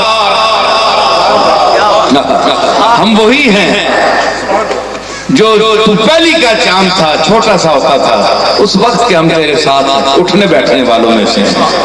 آئے مجھے حضرت مظہر جانے جانا کا بھی ایک شعر یاد ہے، فرماتے ہیں حضرت مظہر جانا سلسلہ نقشبندیہ کے بہت بڑے شیخ اور بہکیے زمان حضرت قاضی ثناء اللہ پانی پتی کے پیر، جن کے متعلق حضرت مظہر جانا نے فرمایا تھا کہ اگر اللہ تعالیٰ قیامت کے دن مجھ سے پوچھے گا کہ مظہر تو کیا عمل کر کے لایا ہے، تو میں قاضی ثناء اللہ کو پانی پتی کو پکڑ کر پیش کروں گا کہ میں نے ایک آدمی تیار کیا، اور یہی جملہ باختلاف الفاظ سلطان المشائخ نظام الدین اولیاء زری زربخش دہلوی نے فرمایا تھا امیر خسرو کے لیے، فرمایا الہی بسوز ای ترکم ببخش، بسوز سینہ ای ترکم ببخش۔ قیامت کے دن نظام الدین اللہ کی بارگاہ میں جائے گا، اللہ پوچھے گا نظام الدین تو نے عمل کیا کیا ہے، تو میں اس خسرو کو پکڑ کر کہوں گا اے اللہ اس کے دل میں، اس میرے ترک کے دل میں جو تیری محبت کی آگ ہے، اس آگ کے طفیل نظام الدین کو کو بخش دے۔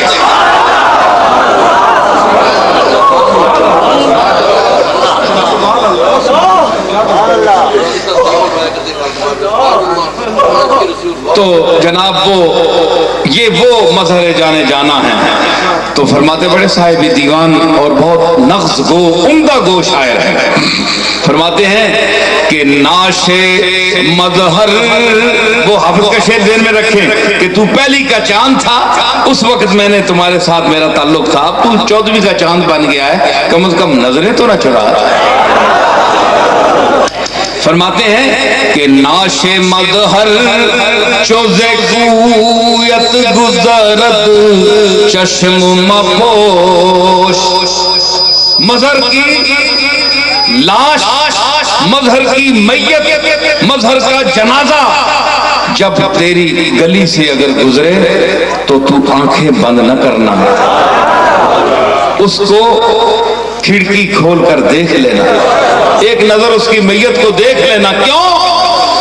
ناش مظہر چوز کویت گزرد چشم مپوش، آخری مردہ ہما نسل کے بیمار تو دور۔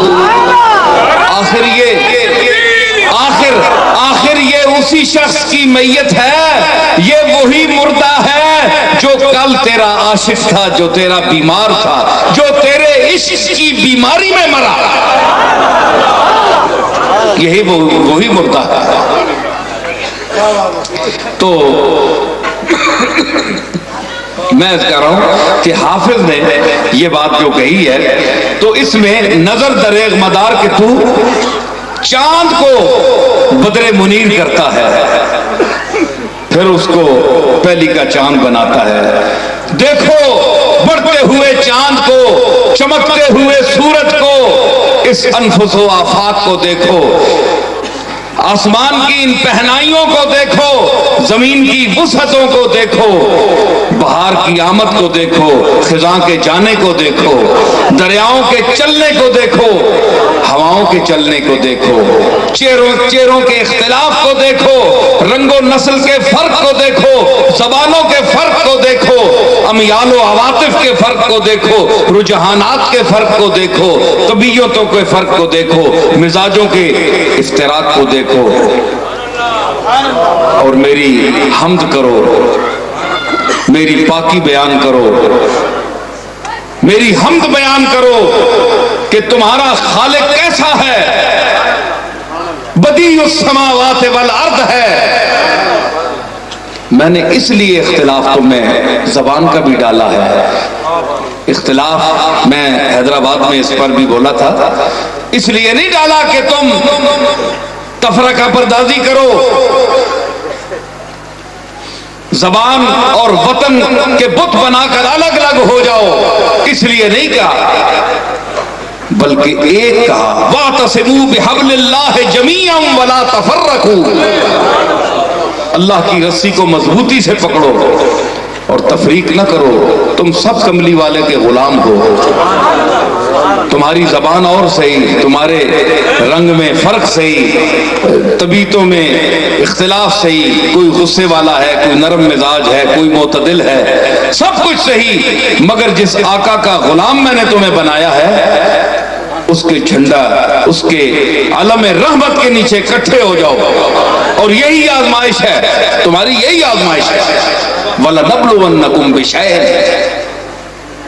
ہم تمہیں آزمائیں گے، بِشَيْءٍ مِنَ الْخَوْفِ وَالْجُوعِ، ہم یہ بھی آزماتے ہیں، اور یہ تو اللہ نے 3-4 چیزیں گنا دی نا، اب یہ تو نہیں اللہ کے پاس آزمائش کا کوئی اور طریقہ نہیں تھا، ان چیزوں میں ہی آزمائے گا۔ من الخوف والجوع ونقص من الاموال والانفس والثمرات، یہ قید تو نہیں ہے، یہ چند چیزیں گن دی ہیں۔ آپ جس طرح اپنے دوستوں کا، احباب کا مختلف طریقوں سے امتحان لیتے ہیں، آپ کی عمر اگر 70 سال ہوتی ہے، 80 سال، ساری عمر آپ امتحان ہی لیتے رہتے ہیں اپنوں کا اور اپنے آپ کا لیتے رہتے ہیں، اور آپ کے رشتہ دار، آپ کے محلے والے، آپ کے دوست، آپ کے ہر آدمی امتحان لیتا ہے اور مختلف طریقوں سے لیتا ہے۔ کسی کے پاس پیسے نہیں رہے، میں نے دیکھنا یار جاری ہے، پیسہ نہیں ہے، فلاں مصیبت میں گھر گیا ہوں، تو اس کا تعلق میرے ساتھ کیا ہے، میں ذرا آزماؤں تو میری مدد کرے گا یا نہیں؟ جتنی آپ کی حاجتیں ہیں، کوئی حاجتوں کی انتہا ہے انسان کی کہ کتنی حاجتیں ہیں؟ بولے ذرا جلدی بولے، کوئی ہے؟ کوئی نہیں، ہر قدم پر نئی حاجت ہے، نئی حاجت ہے۔ اور اتنی جتنے ہم نے حاجتیں خود پیدا کر لی ہیں وہ ایکسٹرا ہیں، ایک تو اللہ کی طرف ہے نا، ایک جو ہم نے حاجتیں خود پیدا کر لی ہیں اس کی تو گنتی کوئی شمار ہی نہیں۔ تو ہر قدم پر پھر ہم اپنے دوستوں کو آزماتے ہیں، رشتہ داروں کو اپناتے ہیں، اپنوں کو، بیگانوں کو، سب کو آزماتے ہیں مختلف طریقوں سے۔ اگر آپ کے آزمانے کے لاکھوں سینکڑوں طریقے ہیں تو اس کے آزمانے کے کوئی محدود ہیں طریقے؟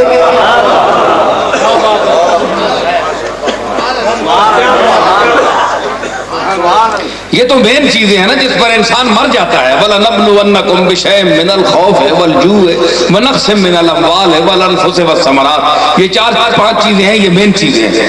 لیکن اس کے علاوہ انگنت طریقے ہیں اس کے آزمانے کے۔ یہ بھی یہ آزمائش ہے کہ اختلاف رنگ میں بھی رکھا، زبان میں بھی رکھا، رجحان میں بھی رکھا، مزاج میں بھی رکھا، اس کے باوجود کہتا ہے اختلاف بھی میں نے رکھ لیا ہے، ورنہ اللہ ساری دنیا کو ایک زبان دے کر بھیج سکتا تھا۔ جب منہ میں ایک زبان دے سکتا ہے وہ زبان نہیں دے سکتا؟ کوئی آپ علاقہ ایسا بتائیں کہ جس میں دو زبانیں ہوں کسی کی؟ ویسے دو زبان آدمی ملتے ہیں، کئی زبانیں ہوتی ہیں لوگوں کی۔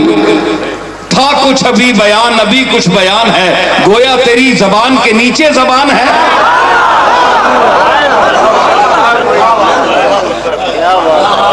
نہ کوئی ایسے لوگ بھی ہوتے ہیں جن کا کوئی مذہب نہیں ہوتا، کوئی عقیدہ نہیں ہوتا، جہاں جاتے ہیں بس انہی کے ہو جاتے ہیں۔ ایسے طبقے بھی ہیں، میاں محمود صاحب بھی جانتے ہیں ان کو۔ تو یہ طبقے جہاں جائیں ان کے وہ ان کے ہو جاتے ہیں اور یہ ان کے ہو جاتے ہیں۔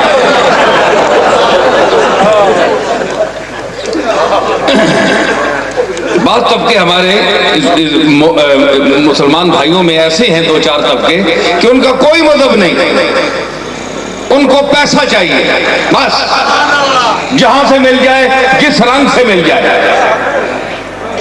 تو یہ مزہ تو نہ آیا نا؟ جس طرح پانی کا کوئی رنگ نہیں ہے، پیشاب میں ملا دیں تو پانی صاحب اس میں مل جائیں گے، سرخ شربت میں ملا دیں تو پانی صاحب سرخ ہو جائیں گے، سبز میں ملا دیں تو سبز ہو جائیں گے۔ تو غیرت بھی کوئی چاہیے نا، کوئی اپنا رنگ بھی تو چاہیے۔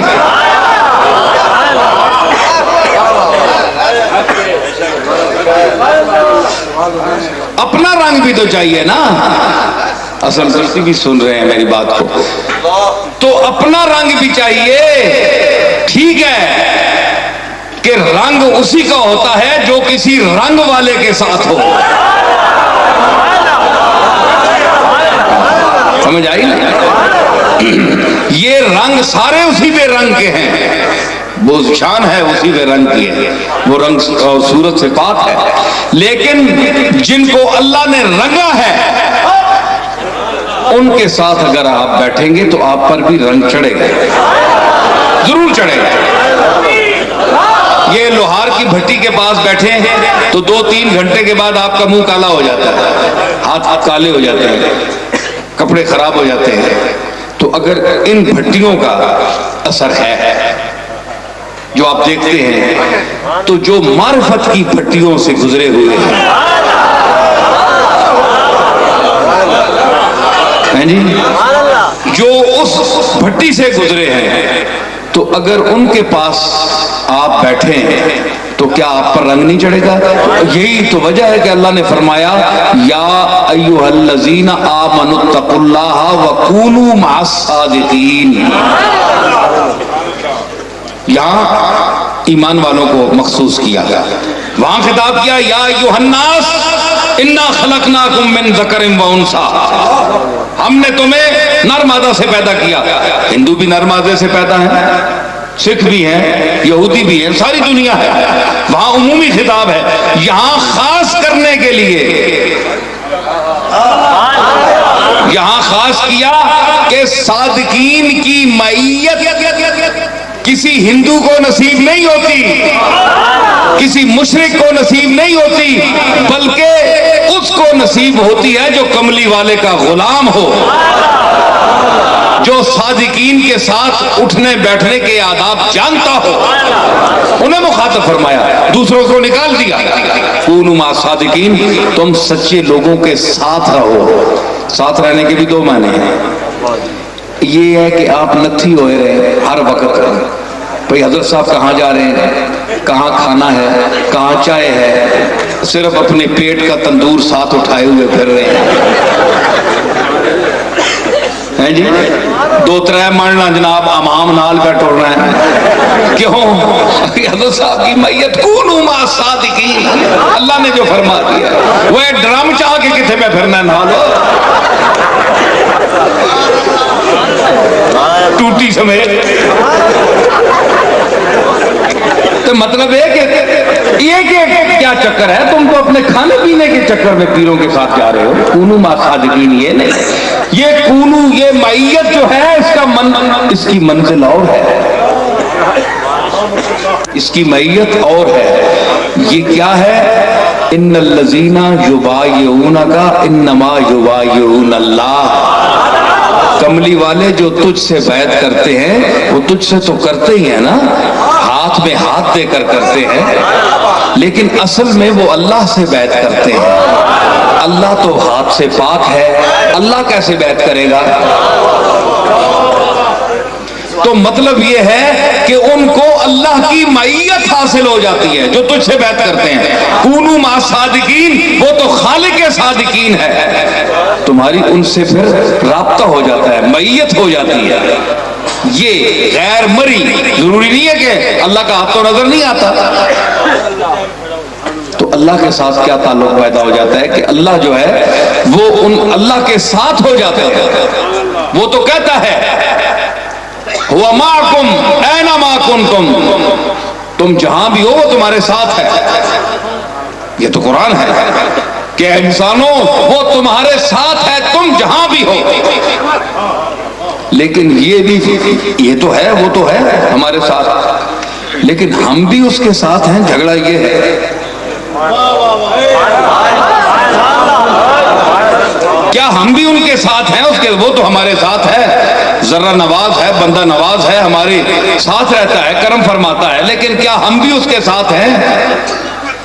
اب دیکھیں یہ طبقہ صحابہ کو دیکھیں، میں سمیٹ رہا ہوں گفتگو کو، کہ یہ ایسا طبقہ ہے کہ رضی اللہ عنہم ورضوا عنہ، کہ اللہ بھی ان سے راضی ہوا اور یہ بھی اللہ سے راضی ہوئے. جی اللہ کا بندے سے راضی ہونا تو ممکن ہے، لیکن بندہ اللہ سے راضی ہو یہ بڑا مشکل ہے، بڑا مشکل ہے. اتنا قادر ہو کر، غنی ہو کر بندوں کے ساتھ کرم فرماتا ہے جی، راضی ہو جاتا ہے. گناہوں کے بعد وجود بھی توبہ استغفار کرے تو معاف فرما دیتا ہے، لیکن بندہ راضی نہیں ہوتا. اس وقت تک راضی رہتا ہے جب وہ رزق کھلا دے، اس وقت راضی رہتا ہے جب تک آپ کو عیاشی ملے، نصیب ہو، اور دنیا پر آپ تھاک جما کر بیٹھیں، اس وقت آپ راضی ہیں. ہمارا رب بڑا کرم فرما ہے.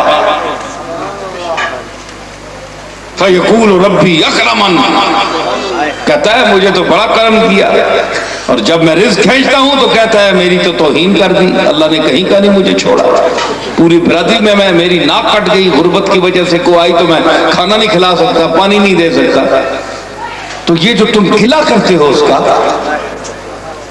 یہ تمہارے اندر جو اپنے آقا، حقیقی آقا کے متعلق جو گلہ مندی پیدا ہوتی ہے، یہی تو تمہاری آزمائش ہے. وہ مختلف طریقوں سے تمہیں آزماتا ہے.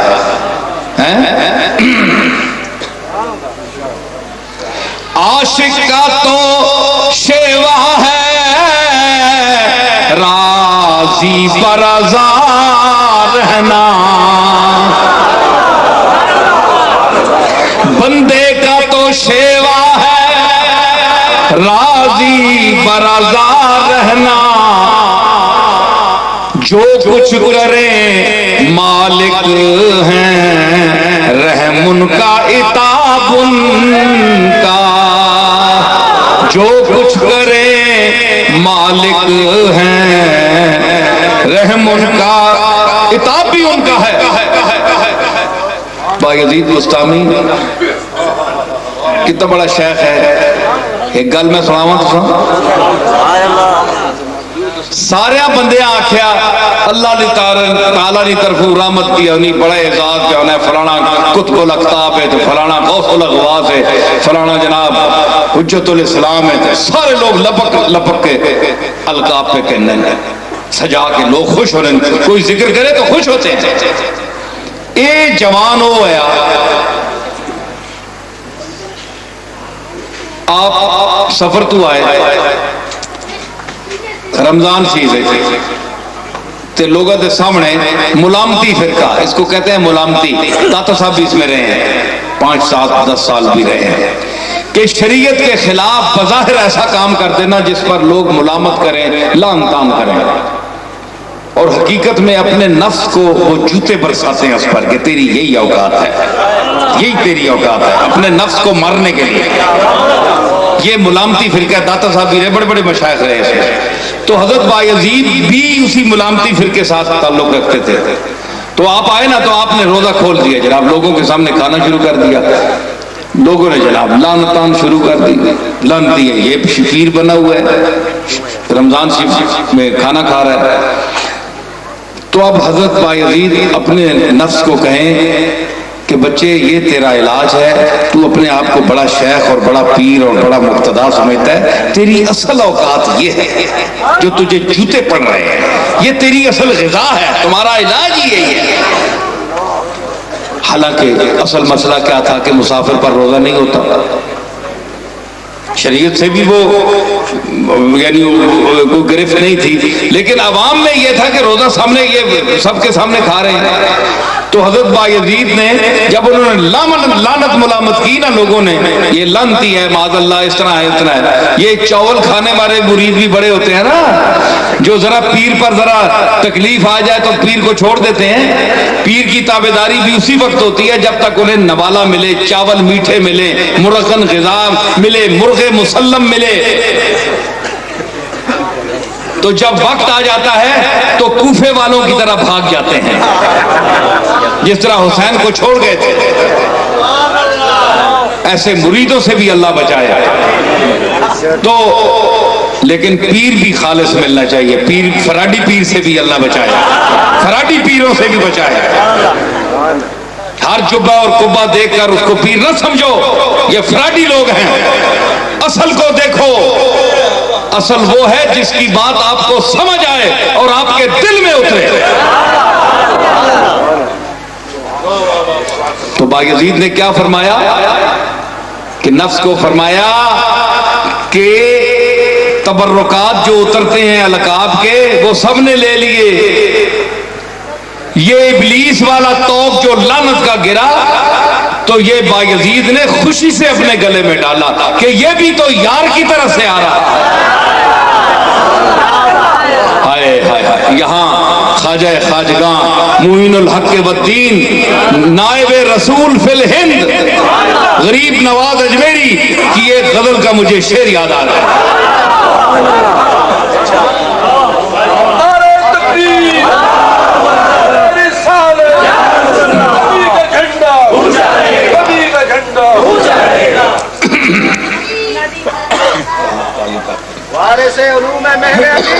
فرماتے ہیں کہ ہر آنچے آید تز غیب نے کو بد منگل،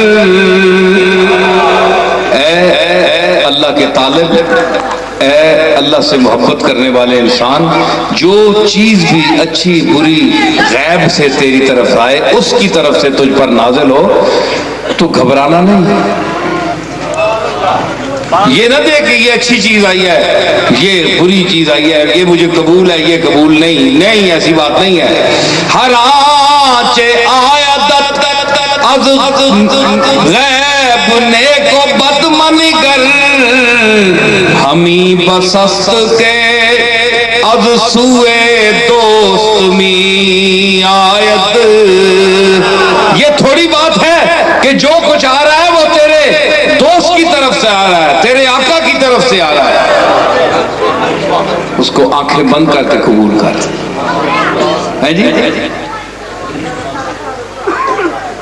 عظیم مصائب دورہ منا لو شاداب کہ تیرے دوست بپہلوے دوست می آیت. یہ دنیا کی مصیبتوں سے نالا نہ ہو رو نہیں.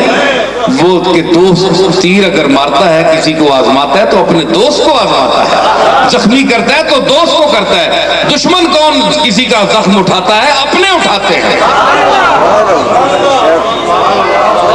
ہائے ہائے خواجہ صاحب کا مقطع سنیں کہ بیا بواز معین اور رمز عشق شنو کہ از حکایت او بوئے دوست می آیت. آپ معین الدین کی مجلس میں بیٹھ اور عشق کی کوئی رمز سیکھ اس سے کیونکہ معین الدین کی مجلس سے دوست کی خوشبو آتی ہے.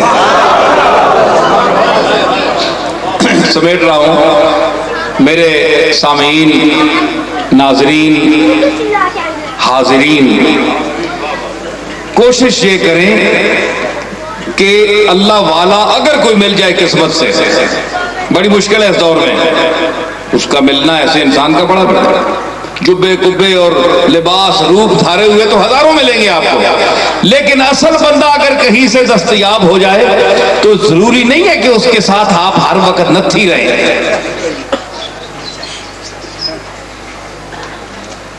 کونو مع الصادقین اس کی معیت ذہنی حاصل کریں اس کے عقائد کا اتباع کریں اس کی سوچ کا اتباع کریں چاہے آپ کہیں ہو وہ کہیں ہو. کونو مع الصادقین ذہنی طور پر ان کے ساتھ رہو.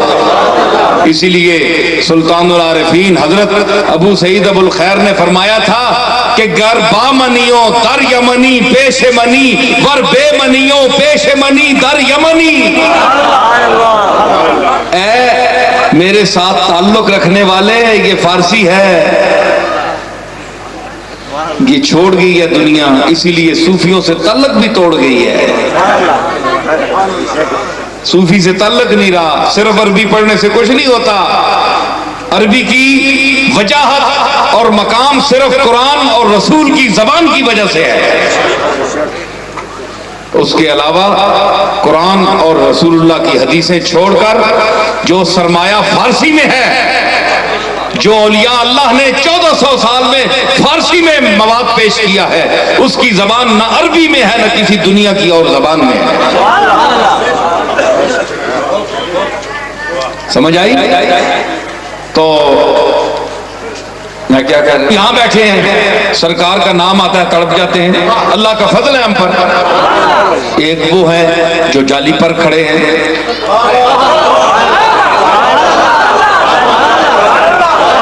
جو جالی کی طرف پیٹ کر کے کھڑے ہیں ہم منہ کر کے کھڑے ہوتے ہیں. اب ظاہری معیت ان کو جو حاصل ہے ہم اس سے معروم ہیں کہ وہ جالی سے لگتے بھی ہیں. جالی کے کچھ لگتے نہیں ہیں وہ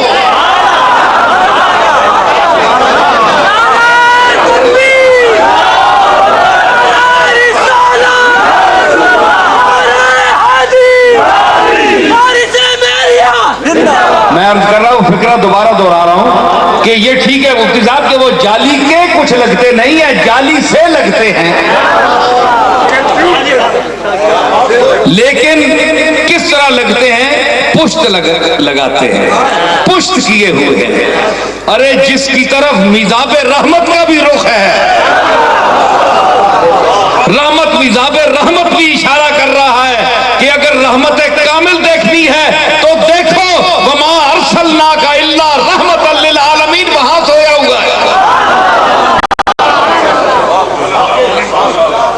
میزاب رحمت کا اشارہ سیدھا مدینہ منورہ کی طرف ہے، تو میزاب رحمت بھی اشارہ رحمت کر رہا ہے جی۔ کعبے میں کھڑے ہو کر کعبے کی مقدس دیوار پر لگے ہوئے پھر بھی اشارہ کر رہا ہے، جس طرح سیدہ بلال نے اشارہ کیا تھا کہ فمحمدنا ہو سیدنا، کہ وہ محمد ہیں جو ہمارے سردار ہیں۔ ارے میزاب رحمت اشارہ کر رہا ہے جس میں نہ عقل ہے نہ ہوش ہے، لیکن کملی والے کا ہوش ہے اسے بھی جی۔ تو اگر ہمیں یہ سمجھنا ہے کہ ہم جالی سے لگیں لیکن ادب کے ساتھ ہمیں کھڑا ہونا نصیب نہ ہو، جالی والے سے تعلق نہ ہو، وہ جو ہونا چاہیے۔ ہم جالی والے کی پوجا نہیں کرتے، ہم سجدہ نہیں کرتے، جالی والے نے ہی ہمیں منع کیا ہے، ورنہ اس سے بڑھ کر کون ہے جو سجدے کے قابل ہوتا۔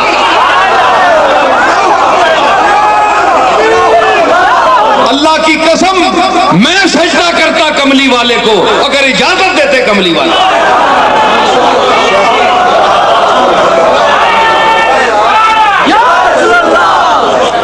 ارے درخت جس کو سجدہ کر رہے ہیں، حجر پتھر جس کے سامنے بول رہے ہیں، جس کے چہرے کو دیکھ کر خاموش اور جامد پتھر چپ نہیں رہ سکتا، کلمہ پڑھ دیتا ہے،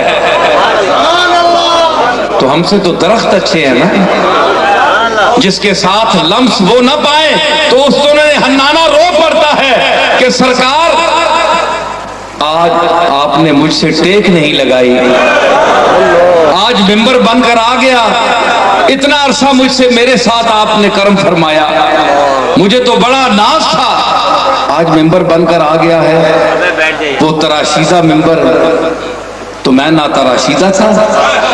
تو حدیث میں آتا ہے کہ ہچکیاں رو کر وہ استن حنانہ، وہ درخت کھجور کا رو رہا تھا، تو حضور سرکار خطاب فرما رہے تھے، تو آپ اس کی آواز جو ہے رنین جس طرح بچہ نہیں روتا، اس طرح حضور نے آواز سنی، آپ ممبر شریف سے اتر کر اس کے پاس چلے گئے اور اس پر دست شفقت پھیرا اور فرمایا کہ اس نے کہا میرے ساتھ وعدہ فرمائے، میں تب چپ کروں گا۔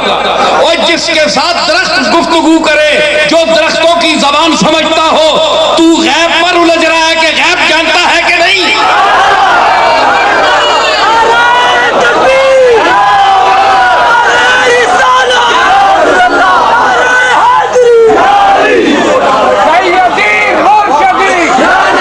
سمجھ آئی کہ درختوں سے گفتگو ہو رہی ہے، درخت رو رہا ہے۔ اگر آج کوئی عاشق رسول حضور کی یاد میں آنسو بہاتا ہے تو کیا تعجب ہے، یہ تو کام درخت بھی کر گیا۔ اور درخت کو سرکار نے فرمایا کہ اے رونے والے درخت، تو رو نہیں، قیامت کے دن جس جنت میں محمد ہوگا تو بھی میرے ساتھ وہیں ہوگا۔ تب وہ درخت کا تنا چپ ہوا۔ تو اگر کملی والا ایک بے جان اور بے شعور تنے کی رونے کو قبول فرما کر میت کا اپنے ساتھ رہنے کا کی بشارت دے سکتا ہے، تو کیا اپنے ایک غریب امتی کو جو اس کی یاد میں آنسو بہانے والا ہو، جس کے آنکھوں میں کملی والے کے نام پر چند آنسو آ جائیں، تو کہتا ہے کہ آنسو کیوں بہائیں؟ ارے آنسو تو قسمت والوں کے بہتے ہیں، خون تو قسمت والوں کے بہتے ہیں سرکار کے نام پر۔ تو ابھی تک سوچ رہا ہے کہ رونا ہے یا نہیں؟ تیری تو آنکھیں ہی صاف ہیں، مطلع ہی صاف ہے، تجھے تو رونا آتا ہی نہیں۔ اپنی طبیعت کا علاج کرا، کسی سچے کے پاس جا جو روتا ہے، جن کی سچی محبت ہے ان کے ساتھ۔ تو نام کا مسلمان ہے، کام کا مسلمان نہیں ہے، غور کر، سرکار کے ساتھ تعلق پیدا کر، کونوا مع الصادقین، معیت حاصل ہوگی، اس وقت تو کسی منزل پر پہنچے گا۔ اور جن لوگوں کا آج نام لیا جا رہا ہے پوری دنیا میں، وہ صادقین کا طبقہ ہے، اور انہوں نے وہ تقوی اختیار فرمایا۔ سمیٹ رہا ہوں 1-2 منٹ میں میں گفتگو کر چکا ہوں، میرا انبار تو اللہ کے فضل سے بہت زیادہ ہے کہ لگا رہا ہوں مضامین نو کے پھر انبار، خبر کرو میرے خرمن کے خوشہ چینوں کو۔ تو بڑے بڑے لوگ جو ایسے ہوتے ہیں وہ میری گفتگو سے بڑے بڑے مطالب سمجھ کر اپنی تقریریں بنا لیتے ہیں۔ تو مطلب ہے کیونکہ صوفیوں کا ایک انبار، ایک گروہ میرے ساتھ چلتا ہے، بڑی عجیب دنیا برات ہوتی ہے علم کی، ہاں جی، تو ہر رنگ کی شراب پیالے میں ہے میرے، تو اس لیے کرم ہے مالک کا۔ اس میں اجارہ کیا ہے؟ یوں مدعی حسد سے نہ دے داد تو نہ دے، یوں مدعی حسد سے نہ دے داد تو نہ دے، ہم یہ تو نہیں کہتے، لیکن جو معقول آدمی ہے، جس کے اندر دماغ ہے، وہ انشاءاللہ میری باتوں کو سمجھ گیا ہوگا، اور میں جو کہنا چاہتا ہوں اور کہہ رہا ہوں اس تک پہنچ گیا ہے۔ میں آخر میں یہی عرض کروں گا کہ اللہ نے ہمیں جو میں نے آیت کریمہ پڑھی تھی اس پر سیر حاصل بحمداللہ گفتگو ہو گئی ہے کہ ہمیں اللہ نے شعوب و قوائل میں تقسیم فرمایا تاکہ ہم پہچانے جائیں اصل جو میں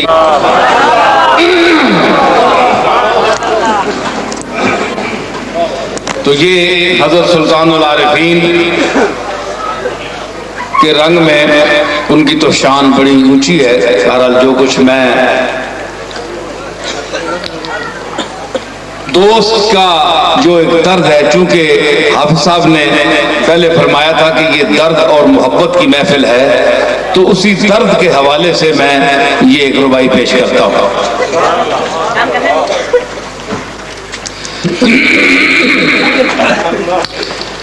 چنگی بھلی بیٹھی بیٹھی، چنگی بھلی بیٹھی بیٹھی، ہو گیا مینوں اج کے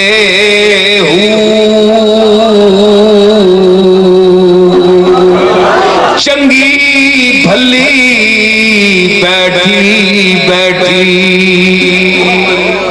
ہو گیا مینوں اج کے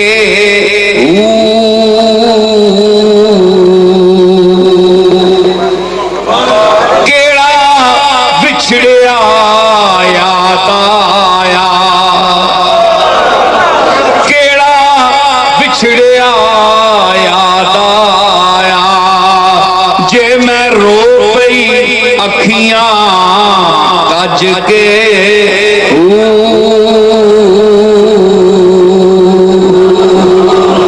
کیڑا بچھڑیا یاد آیا، جے میں رو پئی اکھیاں کج کے،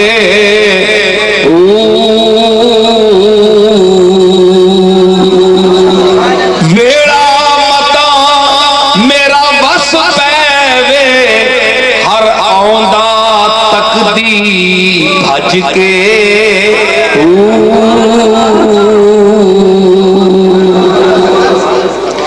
ویڑا متا میرا بس پے ہر آندا تکدی بھج کے،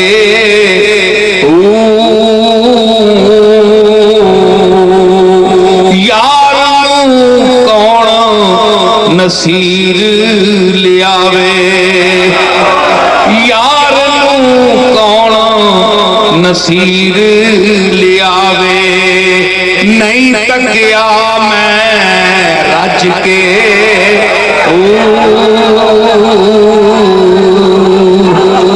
یار کون نصیر لیاوے، نہیں تکیا के वेड़ा मता मेरा बस पैवे हर आउंदा तकदी भज के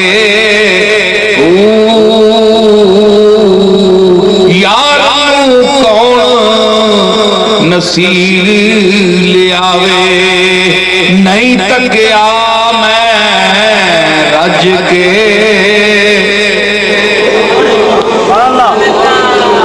जे ना आवे यार नजर की करना जी के असां हूं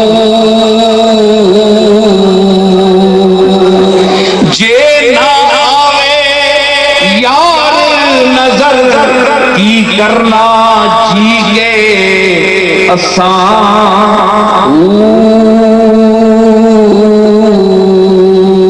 नाल उसी दे आसे खेड़े नाल उसी दे आसे खेड़े खुशियां मजे ते चस्सां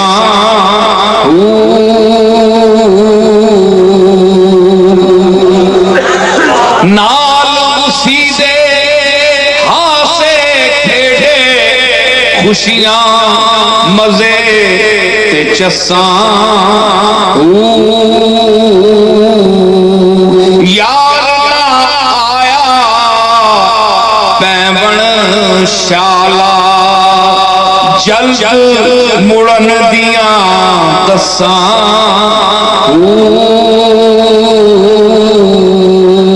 यार ना आया शाला पैवण चल मुड़न दियां दस्सां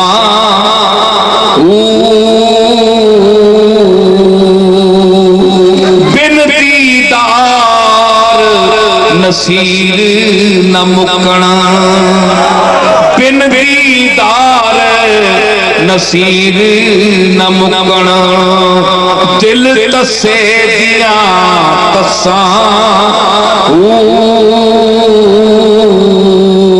बिन दीदार नसीर न मुकना दिल तसे दिया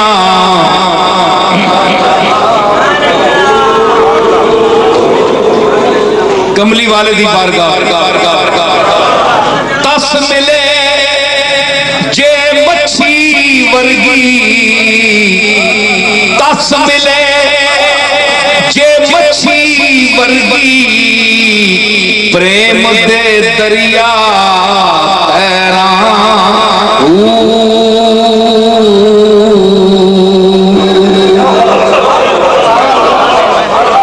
तस मिले जे मच्छी वर्गी प्रेम दे दरिया तैरा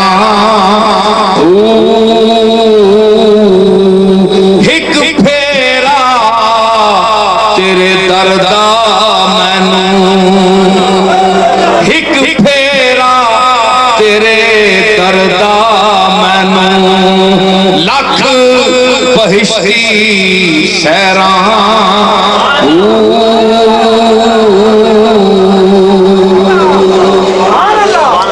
एक फेरा तेरे दर्दा मैनू लख बहिश्ती सैरा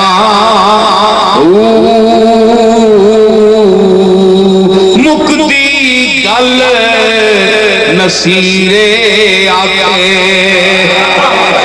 मुक्ति गल नसीरे आके पै पै तेरिया पैरा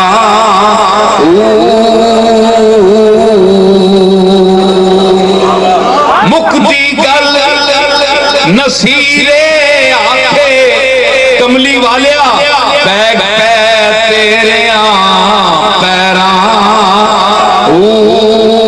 पै पै तेरिया पैरा मुक्ति गल नसीरे आके पै पै तेरिया पैरा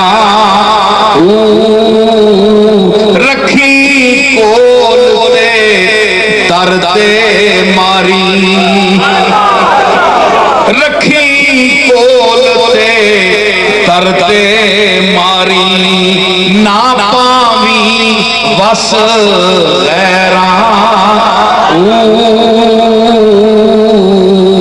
رکھی کول تے ترتے ماری نہ پاوی وس غیراں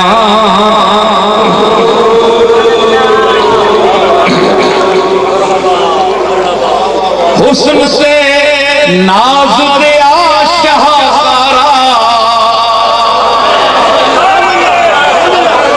حسن سے آپ صاحب پہلی دفعہ سن رہے ہیں نمی شیر حسن سے ناز دیا شہکارا رب دیا تینوں رکھاں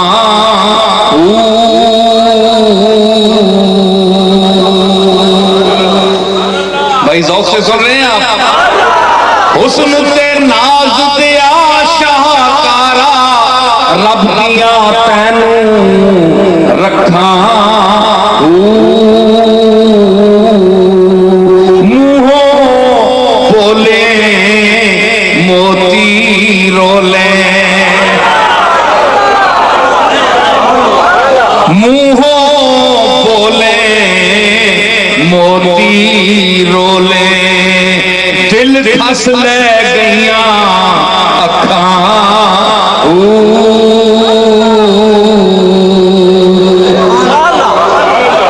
منہوں بولے موتی رولے دل پھس لے گئیاں اکھاں جے نصیر نوں تیں چھڈیا رل جاسی وانگوں ککھاں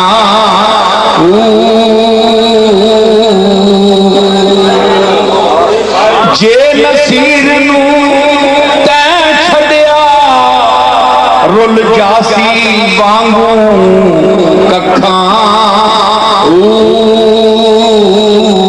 اس نوں تیرے جہانا کوئی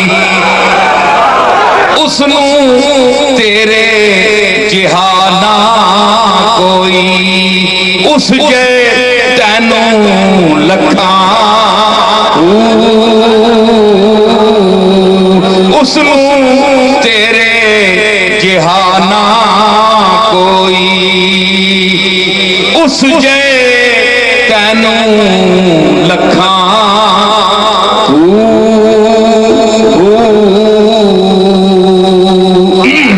ایک آخری بان پیش کرنا نعرہ تکبیر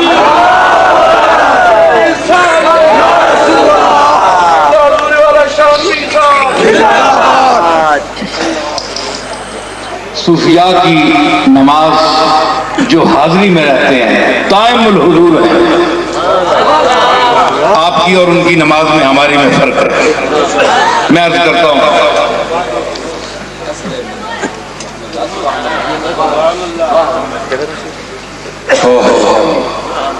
سبحان اللہ کی واجب کی فرض تیرے کی واجب کی فرض تیرے جے تو پریم نماز نہ نیتی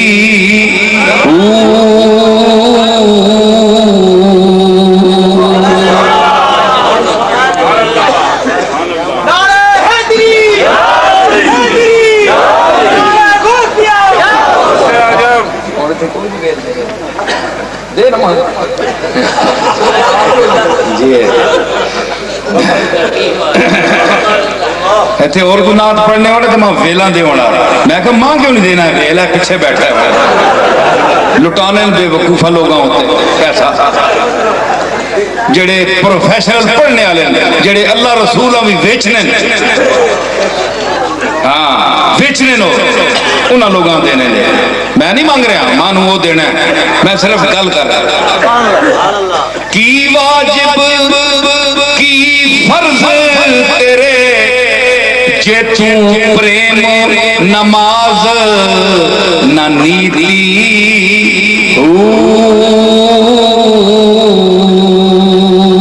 जिन्ना दे दिल विच यार वसे उन्हां कदे कज़ा नहीं कीती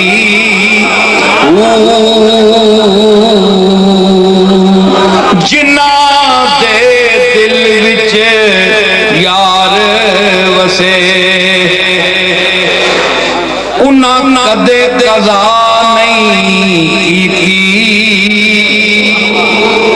वुज़ू तेरे दा की फायदा वुज़ू तेरे दा की फायदा जद अंदर लख पलीती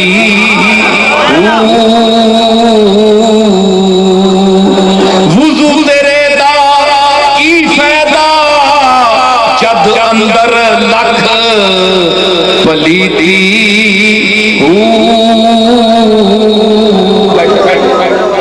जद अंदर लख पलीती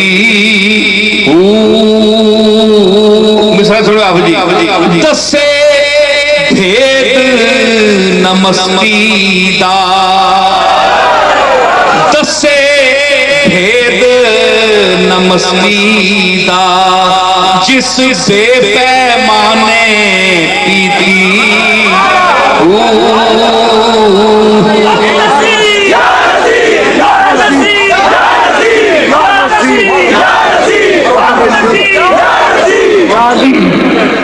जिस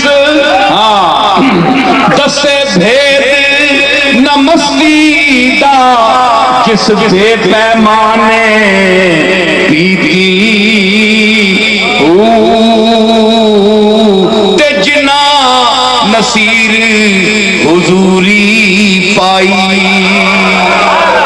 जिन्ना नसीर हुजूरी पाई नहीं मोहताज मसीसी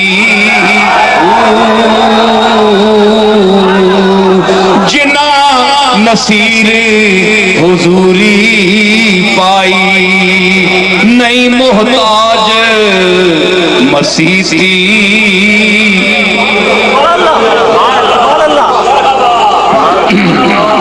दसे भेद नमस्ती दा जिस बेपैमाने प्रीति जिन्ना नसीर हुजूरी पाई नहीं मोहताज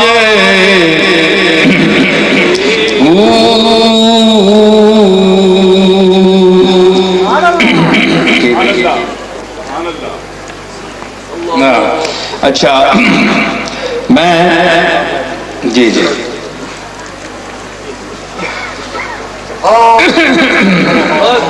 नारे तकबीर शाहिर सुन्ना नबी का झंडा बेकदरा कुछ कदर न की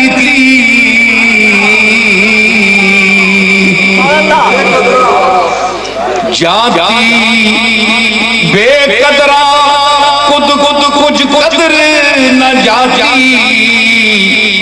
की खूब तसल्ली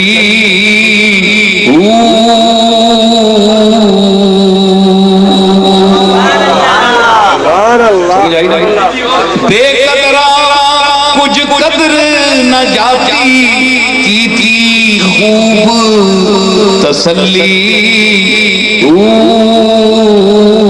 दुनियादार पुजारी जरदे दुनियादार पुजारी जरदे कुत्तियां दे गल कली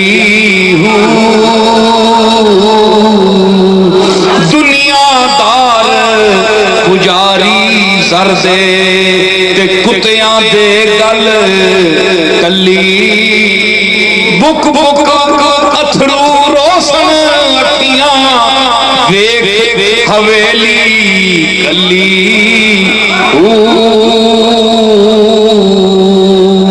بک بک اتھرو روسن لکھیاں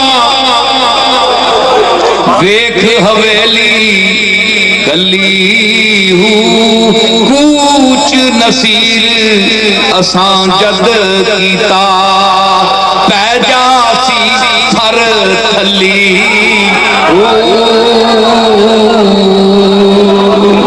کوچ نصیر اساں جد کیتا پہ جاسی تھر تھلی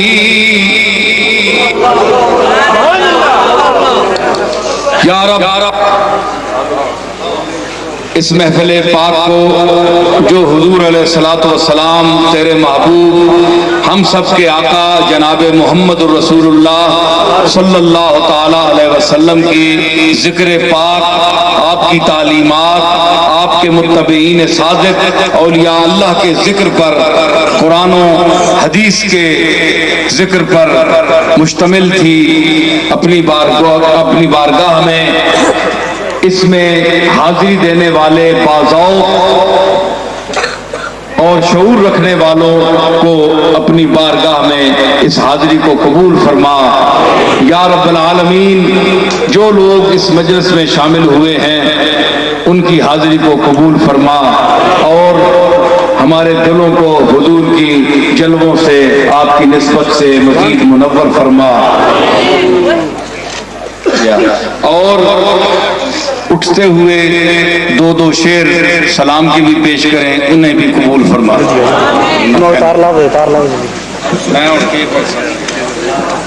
ہم ہاتھ دینے والے نہیں ہیں، ہم دل لینے والے ہیں۔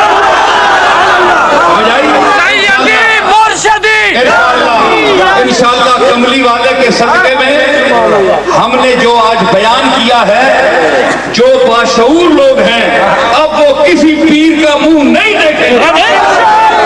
جو پیر ہوگا جو اس انداز کی بات کرے گا اس کو مانیں گے۔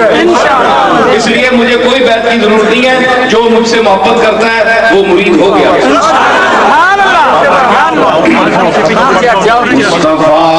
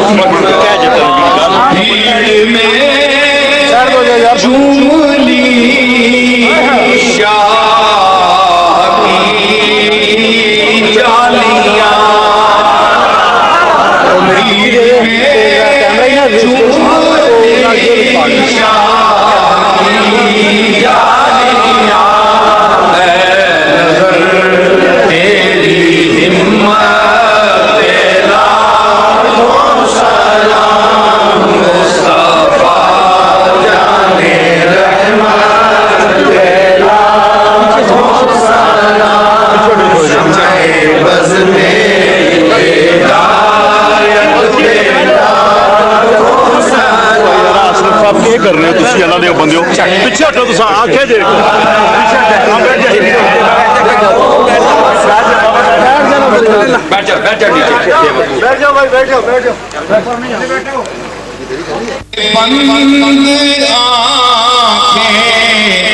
نصیل اور پھر کیجیے بند آنکھیں نصیل اور پھر بھیجیے ان کی صورت مصطفیٰ